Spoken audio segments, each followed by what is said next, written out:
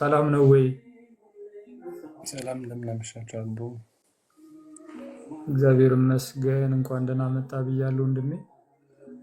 እንኳን እ፣ ዲያቆን መኳንንት እንዴት አመሸ? ደህና ነው ወይ? የጠፋ ወንድማችን ወይ ሰላም ነው? እንዴት አለ? አትደውልም? እግዚአብሔር ይመስገን። ምንድን ነው ቀኑን ሙሉ 10 ስንደዋል ቆይተን አትደውልም የምትል? መሽቷል ትላለህ። እሱ ቅድም ደህና ነህ? እግዚአብሔር ይመስገን አለሁ። እንኳን ደህና ቆየህ። ከስንት ጊዜ ቅድም በኋላ ስትከታተል ነበረ ኑሐሚን ጋር? አዎ ነበርኩ። እባክህ ከመጀመሪያው ስንት ነገር ትቼ አንተ ደግሞ እየተከታተልኩ ጭራሽ ነበር።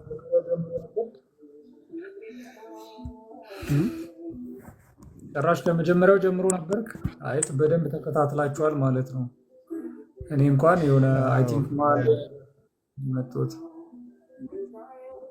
ጋራ መጀመሪያ አካባቢ ነበርኩና ስደብረኝ ነው ለጆሲ ጽፌለት ነበረ ለጆሲ ራሱ ማለት ነው። እና ካቶሊካውያን ላይም ማለት እንዴት ሉተር ወጣ በሚለው አይነት ነገር ላይ አንዳንድ ነገሮች ሲዋሹበት ነበረና የሀፍቶ ዲፌንድ ሂምተልፍ ራሱን ዲፌንድ ማድረግ ይችላል ከካቶሊክ አንጻር በሚለው ማለት እኔ ዲፌንድ ላደርግ አልችልም፣ ግን ለእውነት አክቹዋሊ እንትን ማድረግ እንችላለን። ሞር ደግሞ ቤተ እምነቱን ወክሎ እስካለ ድረስ ዲፌንድ ማድረግ ይችላል በሚለው ለጆሲ እንትን ብዬው ነበረ።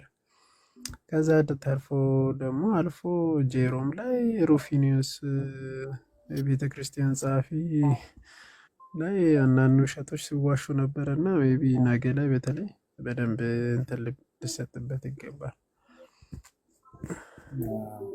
አይ በደንብ ከመጀመሪያው ጀምሮ ተከታትላችኋል ማለት ነው። እኔ አሁን ስለ ካቶሊክ ምናምን ሲናገረውን አልሰማሁም ነበረ። ደግነቱ ጆሲ ነበር። ሰው ጆሲ ዲያቆን መኳንንት ልኮልኝ ነው የገባሁት። በእርግጥ ከዚህ በፊት እሷ ጋር ገብተው ካውንስል ኦፍ ትሬንት ላይ የተዘጋው የመጽሐፉ ዝርዝር ሲል ሰምቻለሁ። ዛሬም የተደገመ እስኪ ሜቢ ከሰማው ጀምሮ ጠቅላላ ያለ ሜቢ ፎከስ አድርገህ ልታወራበት የምትፈልገውንም ሀሳብ እንዲሁም ደግሞ ጠቅላላ ያለ የምታስታውሳቸውን የተነሱ ሀሳቦችን የተወሰኑ ሀሳቦች ከአንተ ልጀምርና አንተ ስትማል ዲያቆን መኳንንት እናልፋለን። እኔም ደግሞ የተወሰኑ ነገሮችን እንትን እላለሁ። ያው እየመሸ ስለሆነ ሌሊት ደግሞ ድጋሚ በጸሎት ስለምነሳ ቶሎ ተናግሬ ቤት ደስ ይለኛል። በሶስት ነው የከፈልኳቸው የነሱን ሀሳብ እና የመጀመሪያው ምንድነው ማነው መጽሐፍ ቅዱስን በአንድ ላይ የሰበሰበው የሚባለውን ጽንሰ ሀሳብ ነው። እና እንደሚታወቀው ጌታችን ቤተክርስቲያንን እንጂ መጽሐፍ ቅዱስን አልሰጠም። እስከ 300 ዓመቶቹ ደግሞ ወጥ የሆነ የመጽሐፍ ቅዱስ ቀኖና አልነበረም፣ ለአዲስ ኪዳን ጨምሮ ማለት ነው። እና በቤተክርስቲያን በጥንታዊት ቤተክርስቲያን ላይ ትንሽ አስቸጋሪ ነበር ይሄ ጉዳይ ላይ። ኋላ ላይ ግን በ382 በካውንስል ኦፍ ሮም በፖፕ ደማሰስ ፈርስት ነው ሀሳቡ የመጣው እንደዚህ አንድ ላይ ለመሰብሰብ ማለት ነው። እና ጆሲ ጀሮምን ኮሚሽንድ አድርገውት አንድ ጊዜ በጣም ይቅርታ ጆሲ፣ በጣም ይቅርታ። አስፒሮስ ገብታል አለ ሜቢ ቅድም ኮመንት ላይ የተገኘ አይደለም ስላለ አለ ግን ምንም አይታየኝም። ነጭ ነገር ነው የሚታየኝ። ለምን እንደሆነ አላውቅም። ብርሃን ነው የምትለው። እስቲ ቆይ ወጥቼ ከእንደገና ልግባ። ወጥተህ ሜቢ ግባ። ጸጋ ነው በለኛል። ጆሲ ቅርታ ስላቋረጥኩ ቀጥል። እሺ። እና እሳቸው ማነው ኮሚሽን እንዲያደረጉት ጀሮም 66 ነው ትክክለኛው ካኖን እነዚህን አፖክራፋ ብሏል አት ሳም ፖይንት። ኋላ ላይ እመጣበታለሁ። ከዛ ውጭ ደግሞ ሌሎቹን ኢንስፓየርድ ናቸው ያለበትን ቦታ እጠቅሳለሁ። ግን vulgate የተሰኘው እዛ ላይ እንደተባለው አይደለም። vulgate 73 መጽሐፍትን የያዘ ነው እና ፖፕ ደማሰስ ፕሮመግሌትድ ማለት ይሄ መጽሐፍ እንደማስመረቅ አይነት ነገር ነው ያደረጉት። መጽሐፍ 73 መጽሐፍ ነው ያለው እና በማይነር ካውንስሎች ደግሞ በሂፖ እና በካርቴጅ ይሄ አፌርም ተደርጓል። በድጋሚ እንዴት ተቀባይነት አግኝቷል። ማይነር ካውንስል ናቸው። አዎ ማይነር ካውንስል ናቸው። ማይነር ካውንስል መሆናቸው ግን ሀሳባቸውን ነገር አይተውም። የአንድ ቸርች ፋዘር ስም እየጠራን በማይነር ካውንስል ውስጥ ከ10 ከ20 በላይ አንዳንድ ጊዜ ደግሞ ከ100 እና 300 በላይ አባቶች የሚቀመጡበት አለና ስለዚህ የአንድ ቸርች ፋዘር የምንጠቅስ ከሆነ የእነዚህን ማይነር ካውንስሎች ሀሳብ ማየት አለብን። በሂፖ እና በካርቴጅ 73 ስለነበረ ማለት ነው። ከዛ ውጪ በሁለተኛው የኒቂያ ጉባኤ ከኢስተርኖች ጋር እንጋራዋለን 73 ቀኖናት ጠቅሷል። ምንም እንደ ዶግማቲክ ነገር ላይ ተዘግቶ ምንድን ነው የተቀመጠ ነገር ባይሆንም ማለት ነው። ከዛ ውጭ በ5ኛው ክፍለ ዘመን ፖፕ ጄላሲዩስ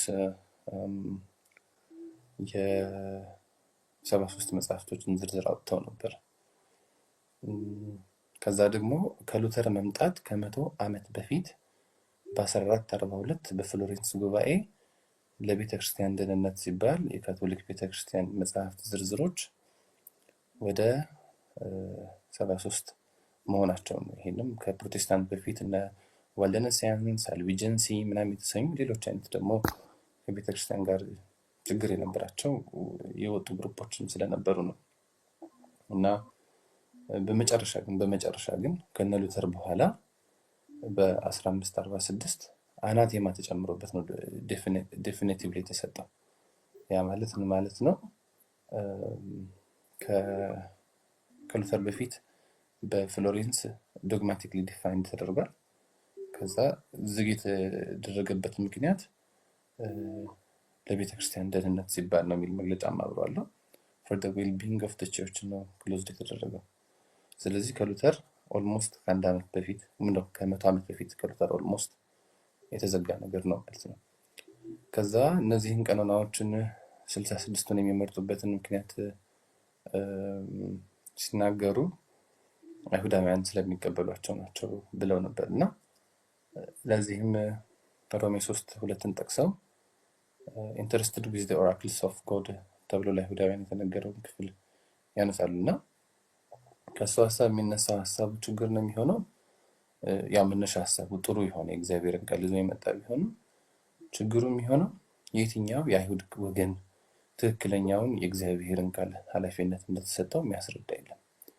በኢየሱስ ክርስቶስ ዘመን እንኳን ሰዱቃውያን፣ ፈሪሳውያን የኤሴንስ ኮሚኒቲ ወይም ደግሞ ኩምራን ኮሚኒቲ አለ ዚለት ሳሉ ማለት ነው። እና የተለያየ ካኖን ደግሞ ነበራቸው እነሱም ራሳቸው። ሌላኛው ደግሞ ምንድነው የሚሆነው ኢቭን ዶ ብዙ ነገር ላይ ቴዎሎጂካሊ የፈሪሳውያን እና የጸሐፍት ቡድን ሳውንድ ያደርጋል ብለን ብናስብም በዚህ ጊዜ የነበረውን ካኖኒሲቲ አይተን አይሁዳውያን የሰፋ ነገር እንዳለው በቀኖናቸው ማየት እንችላለን። በኢየሱስ ዘመን እንኳን ሳምራውያን ነበሩ፣ ሰዱቃውያን ነበሩ እና ሳምራውያንና ሰዱቃውያን ሕጉን ይቀበላሉ፣ ነገር ግን ነቢያትን አይቀበሉም። ሕጉን፣ ነቢያትን እና የጥበብ ጽሑፍን ደግሞ ፈሪሳውያን ይቀበላሉ። ሌሎች ደግሞ የግሪክ አይሁዳውያን አብዛኞቹ በአሌክሳንድሪያ በዲያስፖራነት የነበሩ ሴፕቱአጀንትን ይቀበላሉ ማለት ነው። ስለዚህ በእነሱ መካከል ራሱ ይሄ የመጽሐፍ ካኖኒሲቲ ቀኖና የመጽሐፍ ቅዱስ ቀኖና ልዩነት ያለው ነው እና ስለዚህ እንደ ሮሜ 3:2 ተነስተን ካወራን ለየትኛው የዕብራውያን ኮሚኒቲ እንደተጻፈም ግልጽ አይደለም። ሌላኛው በእነዚህ የአይሁዳውያን ኮሚኒቲዎች መካከል የተለያየ ቀኖና ነው ያለው እና ለምሳሌ ትንቢተ ዳንኤል እንደ ነቢይ የማይቀበል አለ፣ መጽሐፍ አስቴርን የማይቀበል አለ። እነዚህ ፈሪሳውያን ራሳቸው ሞርሳውንድ ኦርቶዶክሲ ጂው ተከታዮች የምንላቸው እንኳን ዲፋይን የተደረገ የለም እና ኋላ ላይ በካውንስል ኦፍ ጃምኒያ በ80 ኤዲ እንደዚህ ወስነዋል የሚባሉ ሀሳቦች አሉ። እሱ ችግር የሚሆነው ምንድን ነው?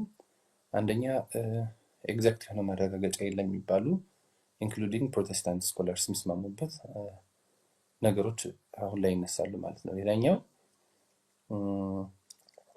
በካውንስል ኦፍ ትሬንት ነው የተወሰነ የሚሉት ናቸው። ይሄ ቅድም ያነሳሁት ሀሳብ ነው እና ካውንስል ኦፍ ሮም ላይ ካውንስል ኦፍ ካርቴጅ ላይ፣ ሂፖ ላይ፣ ካርቴጅ ላይ 2 ጊዜ በ397 እና በ419 2 ጊዜ ማለት ነው። በሰከንድ ኒቂያ እና በፍሎሬንስ በትሬንት ነው እና ዶግማቲክሊ ዲፋይን የተደረገው በፍሎሬንስ ነው። ከትሬንት በፊት ከሉተር ኦልሞስት ከ100 ዓመት በፊት አናቴማ የተጨመረበት ነው ትሬንት የሚሆነው ማለት ነው። ስለዚህ እሱ ልዩነት አለው። ሌላኛው ደግሞ የሚሆነው ምንድነው ሌሎች ጨመሯቸው ምናምን እንዳይባል እነዚህ መጽሐፍት አስቸጋሪ ነገር የሚሆነው ካቶሊካውያን በፍሎሬንስ ላይ ለቤተክርስቲያን ደህንነት ብለው ዘጉ እንጂ በጥንታዊት ቤተክርስቲያን ዘንድ አንደኛ የቤተክርስቲያን የመጽሐፍ ቅዱስ ቀኖና የተዘጋ አይደለም እና ያንን የመወሰን መብቱም የቤተክርስቲያን እንደሆነ እናያለን። ሌላኛው ሉተር እንኳን እነዛን መጽሐፍት ከመጽሐፍ ቅዱስ ውስጥ አላስወጣም ነበረ። ለመጀመሪያ ጊዜ በሰራው ትርጉም ውስጥ የተካተቱ ነበሩ።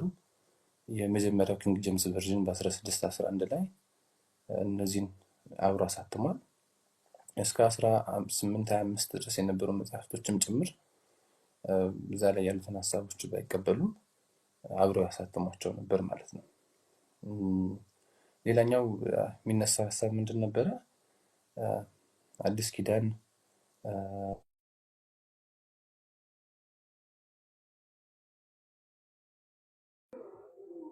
ጆሲ እንደ መስፈርት አይሆንም። ኦኬ ተከፍቷል። አለ አሁን መጣል ተመልሶ ሶሪ በአዲስ ኪዳን ላይ አልተጠቀሱም የሚባል ሀሳብ ይነሳል። እሱ ችግር የሚሆነው ለምንድን ነው? በአዲስ ኪዳን ላይ ለመጠቀስ ኢንስፓየርድ ወርድ ኦፍ ጎድ ለመሆናቸው እነዚህ መጽሐፍት ማረጋገጫ አይሆንም። በተዘዋዋሪ በሌላ መልኩ ካልሆነ በስተቀር በቀጥታ ኮት ያልተወሰደበት አዲስ ኪዳን ላይ መጽሐፍ አለ። ለምሳሌ መኃልየ ዘሰሎሞን ኢንስፓየርድ ወርድ ኦፍ ጎድ ነው፣ ግን አዲስ ኪዳን ላይ በቀጥታ አልተቀመጠም።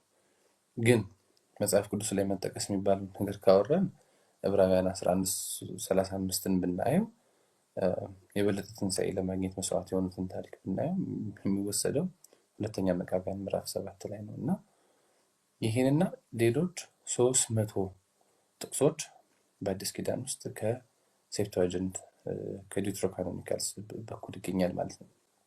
ሌላኛው የሚነሳው ሀሳብ ውስጥ መካከል ነው ይሄኛው ልዝለለው። ይሄኛው ሀሳብ ብዙም አስፈላጊ አይመስለኝም። የመጀመሪያዎቹ ክርስቲያኖች የትኛውን ትራንስሌሽን ነው የሚጠቀሙት? ሴፕቱአጂንት ነው ሌሎችን የሚለውን ማየት ከፈለግን የፕሮቴስታንት ሊቅ ኬሊ የተሰኘ it should be observed that the Old Testament thus admitted as authoritative in the church was somewhat bulkier and more comprehensive than the Protestant Bible ይላል። ከዛ ዘሎ ደግሞ ትንሽ it always included, though with the varying degrees of recognition, the so-called Apocrypha or Deuterocanonical books. The authors of New Testament quoted freely from Septuagint over 300 times ይላል። ይሄ በፕሮቴስታንት ሰው ነው አድሚት የሚያደርገው 300 ጊዜ በላይ ተጠቅሰዋል በአዲስ ኪዳን ላይ። እንደገና ደግሞ የቤተክርስቲያን አባቶችም ሲጠቀሙባቸው እንደነበር ያስረዳል ማለት ነው። ሌላኛው የጀሮም እና የአጉስጢኖስ ጉዳይ ነው። ብዙ የቤተክርስቲያን አባቶች አይስማሙም በዚህ ጉዳይ ላይ ምናምን የሚባለው ነው። ሙሉ አንታይናሲያን የሆኑ ቤተክርስቲያን አባቶች አብዛኞቹ ማለት በሚቻል ሁኔታ ለየት ያለ ነገር ነው ያላቸው። ምንድነው ኤክሴፕሽናሊ ልክ እንደ አሪስቲደስ ያሉ ሌሎች የቸርች ፋዘሮች ካልሆኑ በስተቀር ማለት ነው። ሌላ እዚህ ጋር ማንሳት የምንችለው ነገር ምንድነው? ጀሮም ራሱ በኒቂያ ጉባኤ ወቅት መጽሐፈ ዩዲትን ኢንስፓየርድ ወርድ ኦፍ ጋድ ብሎ ጠርቶት ነበር ማለት ነው። ስለዚህ ጀሮም 66 ብቻ ነው የሚጠቀመው ብሎ ማለት ትንሽ ከባድ ያደርገዋል። አንዳንዶቹ የዲዩትሮካኖኒካል መጽሐፍቶች ጸሐፊያቸው አይታወቅም፣ ስለዚህ እነሱን እንደ መጽሐፍ ቅዱስ መጠቀም አንችልም ይላሉ። ይሄ ዳብል ስታንዳርድ ነው የሚሆንብን። ምክንያቱም በአዲስ ኪዳን ራሱ እንደ ዕብራውያን ያሉ መጽሐፍቶች ጸሐፊያቸው አይታወቅም። አብዛኞቹ ወንጌሎችን ጨምሮ አብዛኞቹ መጽሐፍቶችን ስፔሲፊክሊ ከኔ ከእንትና ተብሎ ከተላኩት መጽሐፍቶች በስተቀር ጸሐፊያቸው ማን እንደሆነ ያወቅነው ከቤተ ክርስቲያን አባቶች ነው ማለት ነው። ስለዚህ እንደዛ ማለት ከባድ ነው የሚሆነው ማለት ነው። ሌላኛው ኤቪደንስ የላቸውም ብሎ የሚነሳው ሀሳብ ነው። ይሄኛው ከጥንታዊ ትርጉሞች ከነ ቡልጌት ከሌሎችም ጭምር አሁን ላይ ራሱ ከተገኙት የቁምራኑ ዋሻ ላይ ከተገኙት ማኑስክሪፕቶች ጨምሮ ብዙዎቹ ኤቪደንስ አላቸው ማለት ነው። ስለዚህ በእንደዚህ አይነት መልኩ እንትን ማድረግ አይቻልም ነው ዲፊት ማድረግ አይቻልም። ከዛ ሌላው ያው በሶላ ስክሪፕቸር ጋር የተገናኘ ነገር ነው። በእርግጥ ግን ከካይኖሲቲ ጋርም አብሮ የሚሄድ ነገር ነው። እንግዲህ the only authority is the Bible ራሱን ይተረጉማል ካልን እንግዲህ I never saw text interpreting itself እና it won't be easy እንደዛ ብሎ ማለት ነው። ከዛ ደግሞ if it was like that ጂኒያኪን የጻፈውን ስናነብ shift አድርጓል የሶላ ስክሪፕቸር አንደርስታንዲንግ through time especially tradition and advocate በሚያደርጉ ሰዎች ብሎ ይላል እና in the very first place ለምሳሌ Calvin said it was a fabrication of the Catholic Church ይሄንን ያለው ምንድነው የኢግናቲየስ እና የኢራይነስን አፖስቶሊክ ሰክሴሽን እና ሳክራሜንት ኦፍ ፕሪስቱድ ላይ የጻፉትን ነው ማለት ነው። ሶ መጽሐፍ ቅዱስ ብቻ የሚባለው the only authority is the Bible የሚባለው ጽንሰ ሀሳብ የቤተክርስቲያን አውቶሪቲ የሚቀበል ቢሆን ኖሮ ከሉተር በፊት የነበረ የቤተክርስቲያን አውቶሪቲ በካውንስል ኦፍ ትሬንት ከመቶ ዓመት በፊት ዶግማቲክሊ ዲፋይንድ አድርጎ ዘግቶ ነበረ። ሳክራሜንት ኦፍ ፕሪስቱድ ደግሞ አላይቭ ሳክራሜንት ኦፍ ቸርች ነበር እና በዛ ብቻ ማየት ይቻላል። ሌላኛው ደግሞ የተጠቀሱት የቸርች ፋዘሮች ላይ ራሱ ቫራይቲ አለ። ይሄም ለምንድነው እንደዚህ የሚለው? ለምሳሌ ሩፊኑስ 59 ነው የነበረው የመጽሐፍ ዝርዝር። ስለዚህ ከ66 ጭራሽ ያንሳልና ጆሲ ከይቅርታ ጋር አሁንም ላቋርጥ ነው። ኮመንት ላይ በጣም ብዙ ሰዎች አይሰማም አይታይም እያሉ ነው እና ጥቂት ሰዎች ጋር ሳይሆን ብዙዎች ጋር ነው ማለት ነው እንትን እያለ ያለውና ሜቢ ወይ እንዴት እናድርገው? እስኪ የማይሰማችሁ ካላችሁ ተናገሩ ልል ነበር። የማይሰማችሁ ካሉ እንዴት ይሰማል እያሉ ነው ከስር። ማለት ይሰማል፣ አብዛኞቹ ይሰማሉ። ትንሽ የማይባል ቁጥርም ደግሞ አይሰማም አይታየም የሚልም ነገር ይናገራሉና ግራ አጋባ። እኔ ራሱ ታቸውኝ አይሰማም ምንም አይታይም ነበር ስገባ ነው አሁን የመጣልኝ እና አንዳንድ ሰው ጋር እንደዚህ ያደርጋል። ብዙ ሰው ይሰማል እያለ ነው ከስር። እምቢ የሚላችሁ እንትን በሉ ወይ ወጣችሁ ግቡ ወይም ደግሞ ጻፉላችሁ ለሌሎቹ እንጂ አሁን ስለማይሰሙ ቆይ እንትን እናርግ። ከይቅርታ ጋር አንድ ጊዜ ላወረዳችሁና ከዛ መልሼ አወጣችኋለሁ ሜቢ ሁሉም ጋር እንዲደርስ። እሺ እሺ በብዙ ምሕረት አይሰማም ስትሉ የነበራችሁ አሁን ይሰማል። እስኪ በሉ ምናልባት አሁን ከሰማችሁ ማለት ነው።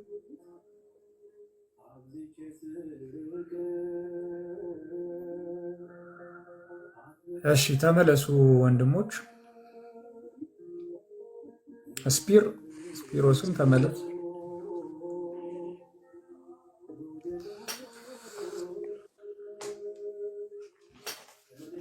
በቃ አሁን ቀጥል ጆሲ። እና የቤተክርስቲያን አባቶችን በዚህ ጉዳይ ላይ ከጠቀስን ወደ እኔ ተስማሚ ቁጥር ያለውን እንኳን በጠቅስ እኔ የማልቀበለው መጽሐፍ የሚጽፉልኝ ከሆነ ስቲል ኢት ቢካምስ ላይክ ዳብል ስታንዳርድ እና እሱን ማስተዋል ይጠይቃል። ሌላኛው ደግሞ ልብ ሊባል የሚያስፈልገው ነገር ምንድን ነው? እነዚህ የተወሰነ ቀኖና የሰጡት አባቶች ራሱ ከሆነ ጊዜ በኋላ ሌላኛውን ያንቃል። ሌላኛውን የመጽሐፍ ቅዱስ መጽሐፍ ማለት ይቅርታ እንደ የእግዚአብሔር እስትንፋስ ያለው መጽሐፍ አድርገው ሲቆጥሩ ይታያል። ልክ ጀሮም 66 ነው ብሎ አስቀድሞ ጽፎ ኋላ መጽሐፍ ዮዲትን እንደሚጠቅሰው ማለት ነው።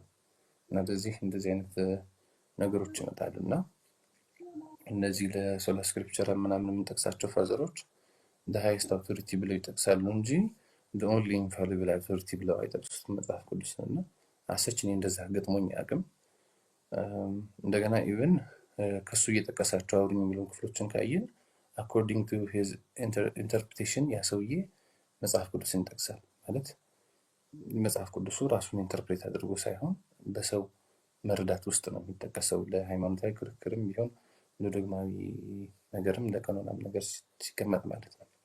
ሌላኛው ደግሞ ትራዲሽን የሚለው ቃል ሲመጣ በእንግሊዝኛ ዲሲፕሊን እንደ ቴዎሎጂካል ላንጉጅ ዲሲፕሊን በሁለት የተከፈለ ነው። ካፒታል ቲ ትራዲሽን እና ስሞል ቲ ትራዲሽን፣ ወግና ትውፊት ማለት ነው። እና ቅዱስ ትውፊት ኢዝ ሞር ሃየር ዳን ወግ ምናምን። ለምሳሌ አለባበሶች፣ ውደቶች፣ የሆነ ነገሩ አከማመኖች ወግ ናቸው። መጽሐፍ ቅዱስ ራሱ ትውፊት ነው። ቅዱሳን ትውፊቶች እንዳለ ትውፊት ናቸው። እና ሌላኛው ደግሞ ረዥም ጊዜ ካቶሊክ ቤተክርስቲያን የምትጠቀመው vulgate ነበር ተብሎ ነበር። እና ያው vulgate ኮንሲስት የሚያደርገው 73 መጽሐፍት ነው ስቲል vulgate ቢሆንና እነሱን ሀሳቦችን ነበር ሪፍሌክት አድርግ አስቤ ነበር። ሀሳቦችን እነዚህን ይመስላሉ። እኔው ሉተር ካውንስልም አይደለም ቤተክርስቲያንም አይደለም። ከቤተክርስቲያን ጋር በነበረው ልዩነት ደግሞ ፋክልቲም ተነስቶበታል። ስለዚህ ቀኖና ላይ ምንም ነገር ነው መወሰን የማይችለው ማለት ነው። ያም ደግሞ ከሱ ቀድሞ በመቃመት ልዩነት በተዘጋ ካውንስል ላይ ማለት ነው። ይህን ይመስላል እኔ ያለኝ ሀሳብ። ቶሎ መሄድ ሳይኖርብኝ አይቀርም። እናንተ ቀጥሉ። ለሊት ጸሎት ስለምነሳ ሰላም ሁኑ። እናመሰግናለን ጆሲ፣ እግዚአብሔር ያክብርልን። ሰላም ሁን። ስፒር አሁንሳ እንዴት ነው ስፒሮስ? አሁን ስገባ ይታያል። እታቾኝ ምንም አይሰማም አይታይም ነበር። እንግዲህ እንደዚህ የሚሰሙትን የሚሰማቸውን ለእነሱ እንትን እንበልና አንዳንድ ነገር እንግዲህ የሚሰሙትን በሰፊው ሌላ ግን በፕሮግራም እንመጣለን። በዛ እናደርጋለን። ሜቢ አንተም ከሰማኸው የተወሰኑ ነገሮችን ሪፍሌክት ብታደርግላቸው። ሜሊቶስ ተጠቅሶ ነበረ። ሜሊቶስ ከሳርዴስ ነው። ሳርዴስ ጋር በዛን ጊዜ ከነበሩት ትልቅ ምኩራብ አይሁዶች የሚኖሩባት ከተማ ነች። ይህንን እንትናም ይናገራል ሊ ማክዶናልድ። መጽሐፍ ቅዱስ ቀኖና የታወቀ ቢሆን ኖሮ እዛው አጠገቡ ሄዶ አይሁዶቹን ይጠይቅ ነበር። ወደ ኢየሩሳሌም መሄድም አያስፈልገውን ነበር። ግን የዛም ጊዜ ራሱ የመጽሐፍ ቅዱስ ቀኖና ግልጽ እንዳልሆነ የሚያሳይ ነው። ይሄ በዛ ላይ የእስከንደሪያና የፓሌስቲን ያሉት የተለያየ ቀኖና ነበራቸው። እዛው እስከ ዛሬ ሳማሪያ 5ቱን የኦሪትን ብቻ ነው የምትቀበለው። ሳማሪያ እስከ ዛሬ የሳማሪያ 5ቱን ኦሪት እና ዛሬ የማሶሬቲክን 5ቱን ኦሪት ሂዱና አስተያዩ። ወደ 600 ልዩነት አለው። ከዚህ በፊት ለጥፌው ነበር። ከሰባ ሊቃውንት ጋር ነው የሚመሳሰለው። እነሱ የጥንቱን እንትን ነው የያዙት ፊደል ሳማሪያ። እነዚህ አይሁዶች ቀይረውታል። ሳርድ እና ሜሊቶስ ሲጠቀስ ነበር። በዛን ጊዜ ግልጽ የሆነ የመጽሐፍ ቅዱስ ቀኖና አልነበርም። ከዛም በኋላ አባቶች የተለያየ መጽሐፍ ሲሰጡ እየተጋጩ አይደለም። ቀኖናው በአንድ የተቀነነ አይደለም። ጊዜ በጣም ብዙ ጊዜ የፈጀበት ነው። ለዛውም በዛን ጊዜ እንዳሁኑ በቀላሉ አንዱ ከአንዱ እንትን አይገናኝም ነበር። እና መጽሐፍ ቅዱስ ቀኖና እንዴት ነው የከፈቱት? ለምሳሌ 85ኛውን የሐዋርያት ቀኖና አይነኩትም። እዛ ላይ ስንት መጽሐፍ ነው ያለው? አይነኩትም። ለምን? አንዱ የቤተክርስቲያን በጉባኤ እውቅና የሰጠችው ነው። ትሩሎ ጉባኤ ላይ ይሄኛውን ቀኖና እውቅና ሰጥታለች በጉባኤ። ሌላው ያሉት ነገር አንድ አባት ቀኖና አይሰጥም። ልብ በሉ፣ አንድ አባት ቀኖና አይሰጥም። ፕሮቴስታንት 66ቱን ከየት አመጣችሁት? ጀሮም አንድ አባት ቀኖና አይሰጥም። ይሄን የመጽሐፍ ቅዱስ ቀኖና 66ቱን ከየት አመጣችሁት? ዛሬ ደግሞ ሩፊኖስ ተጠቀሰ። ጀሮምና ሩፊኖስ ሰጡን። ቅዱስ አትናቴዎስሳ? አይ ቅዱስ አትናቴዎስን በብሉይ ኪዳን ሳይሆን በአዲስ ኪዳን ነው ምንጠቅሰው። አዲስ ኪዳን ብሎ ጉባኤ የለም፣ ቀኖና የለም። ቅዱስ አትናቴዎስ መጀመሪያ የዘረዘረው ብሉይ ኪዳንን ነው። ቀጥሎ አዲስ ኪዳንን፣ ቀጥሎ ደግሞ ተናባቢ የሚነበቡ መጽሐፎች ብሎ እንደዚህ አስቀመጣቸው። ለምንድን ነው አትናቴዎስ ጋር ሲሆን አዲስ ኪዳንን ብቻ ሰጠ የሚሉት? ልዩነቱ እኮ አዲስ ኪዳን ላይ አይደለም፣ ብሉይ ኪዳን ላይ ነው። ቅዱስ አትናቴዎስ የጠቀሰውንስ ከእነሱ ጋር ስለማይመሳሰል ኦገስቲን አይጠራም፣ እስከነጭራሱ አይጠራም። እዛው ከጀሮም በፊት ጠቅሶ ነበር እነ መቃቢያን፣ ሌሎችንም መጽሐፍ። ከጀሮምን በኋላ በሂፖ ጉባኤ ጀሮምን የጠቀሰውን ሳይሆን ሌላ መጽሐፍ ነው የጠቀሰው። ይሄ ማለት ተቀባይነት አልነበረም የጀሮም የዛን ጊዜ። የጀሮምን ጉባኤ ኦሪየንታልም ኢስተርም አታቀውም በታሪክ። የዛን ጊዜ አንድ ቤተክርስቲያን ነበረች፣ አታቀውም። ግሪኮች አያውቁትም። ለምሳሌ ወደ እንትንም አትናቴዎስንም ወደዛ ስናይ አያውቁትም የጀሮምን። ለምን? በታሪክ በላቲን የተረጎመ ነው መጽሐፍ ቅዱስ። ላቲና የሚባለው አንዳንድ ችግር ስለነበረው ጳጳሱ አዘጋጃለው። አዘጋጅቶ ሲመጣ ጳጳሱ ሞተው ስለነበሩ ሌላ ጳጳስ ያኛውን ጳጳስ ተቃውሞት ነበር።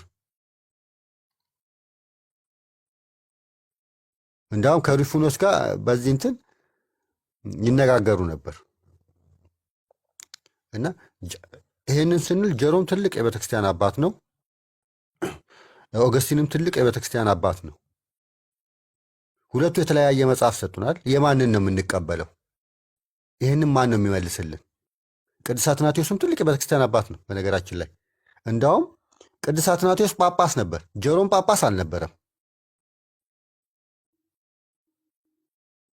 ቅዱስ አትናቴዎስ ጳጳስ ነበር በስልጣን ከሄድን። ቅዱስ አትናቴዎስ ጳጳስ ነበር፣ ኦገስቲን ጳጳስ ነበር።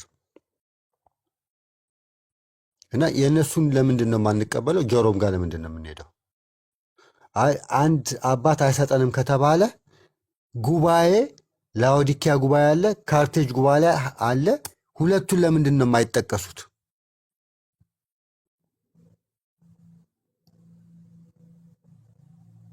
አዎ ጀሮም የተማረ ሰው ነው። በጣም የሚገርመኝ አቡ እዚህ ጋር እንትን ያው ከመጽሐፍ ቅዱስ ቀኖና ሳይሆን ጀሮም መጽሐፍ ቅዱስን ተርጉመዋል። አዎ የይሁዲን ቋንቋ በደንብ ያውቃል፣ ስለዚህ እሱን ነው የምንከተለው ይላሉ። በእመቤታችን በድንግል ማርያም ድንግልና ላይ ግን ቃላቱን ሲናገር ተሳስቷል ይላሉ። ወንድም የሚለው እንዲህ ማለት ነው፣ እስከ የሚለው እንደዚህ ማለት ነው ሲል አይ ምንም ይሄ ተሳስቷል ይላሉ። አይሁዶችን አጥንቶ እነዚህን ቃላት እንዴት እንደሚጠቀሙ አውቆ መጽሐፍ ቅዱስን ተርጉሞ ይህንን አባት ተሳስቷል እዚህ ጋር ይላሉ። መልሰው ደግሞ የአይሁድን ቋንቋ ስለሚናገር ኦገስቲን አያውቅም፣ ስለዚህ የእሱን ነው የምንቀበለው። እኛ የምንቀበለው የቅዱስ አትናቴዎስን፣ የጎርጎሪዮስን፣ የአንፊሎኪዮስን፣ የላውዲኪያ፣ ካርቴጅ እነዚህ ለምን እንቀበላለን ሲባል ከዛም በኋላ በቱሩሎ ጉባኤ እነዚህን ቱሩሎ ጉባኤ ሁለተኛው ቀኖና ላይ የእነዚህን አባቶች ቀኖና እውቅና ስለሚሰጠው ከዛ በየሎካል ደግሞ የተለያየ መጽሐፍ ልናገኝ እንችላለን። ይሄ ጥያቄ ሆኖ አያውቅም። ጌታችን ኢየሱስ ክርስቶስ ራሱ ስለ እንትን ሲያስተምራቸው ስለ ትንሣኤ ሙታን 5ቱን መጽሐፍ ብቻ ነበር የሚቀበሉት። እነዛ ሰዎች ከራሳቸው መጽሐፍ ነበረ እየጠቀሰ እንትን የሚላቸው። ሌሎቹ ለምን አልተቀበላችሁም? እንደዚህ ሳይሆን ራሳቸው ከሚያምኑት። ሌላው ብዙ ጊዜ ቅድምም ከአሁን በፊትም አቡ ከስም ልጥቀስ ልቶ እንትን የጃምኒያ ጉባኤ በጃምኒያ ጉባኤ አይሁዶች ቀኖና ሰጥተዋል የሚለውን ጃምኒያ ጉባኤን ሄደን ስንል ቀኖና እንዳልነበራቸው ራሱ ግልጽ የሚያደርግ ነው። ይሄ ጉባኤ ለምን በ3 ነው በ4 መጽሐፍ ይሄ የእግዚአብሔር እስትንፋስ አለበት የለበትም ብለው ሲከራከሩ ነበር። ሕዝቅኤል፣ መክብብ፣ አስቴርና አንድ ሌላ መጽሐፍ አላስታውስም፣ መኃልየ ነው እና የእግዚአብሔር እስትንፋስ አለበት የለበትም ብለው ሲከራከሩ ነበር። እነማ? ከክርስቶስ ልደት በኋላ ክርስቶስን ያልተቀበሉ አይሁዶች በጃምኒያ የእግዚአብሔር ቃል ለነሱ ሳይሆን የተሰጠው ከነሱ በፊት ለነበሩት ነው፣ ትክክለኛ አይሁዶች። እነዚህማ ካዱት እኮ ቃሉን። ሌላ ሮሜ ተጠቅሶ ደግሞ የእግዚአብሔር ቃል የተሰጠው ለአይሁዶች ነው ሲል ነበር። መጽሐፍ ስለ መጽሐፍ አይደለም እዛ ጋር የሚናገረው። በነገራችን ላይ ስለ መጽሐፍ አይደለም። የእግዚአብሔር ቃል ለአይሁዶች ነው የተሰጠው። ስለ መጽሐፍም ቢሆን ሰባ ሊቃውንት ምንድን ነበሩ? ሰባ ሊቃውንት ትርጉምን የሰሩት የሰባ ሊቃውንትን ትርጉም የሰጡት እነማን ነበሩ? ከክርስቶስ ልደት በፊት ኦርቶዶክሶች ናቸው ወይም ካቶሊኮች ናቸው? በፓሌስቲን የነበሩት በግሪከኛ የተጻፈውን ያው ለአይሁዶች ለአሕዛቦች ያላቸውን አመለካከት እናውቃለን። ይቃወሙ ነበር። ግን ግሪከኛ ተናጋሪዎች አይሁዶች ደግሞ በፓሌስቲን ያሉት የሰባ ሊቃውንትን ትርጉም ነው እንትን የሚሉት።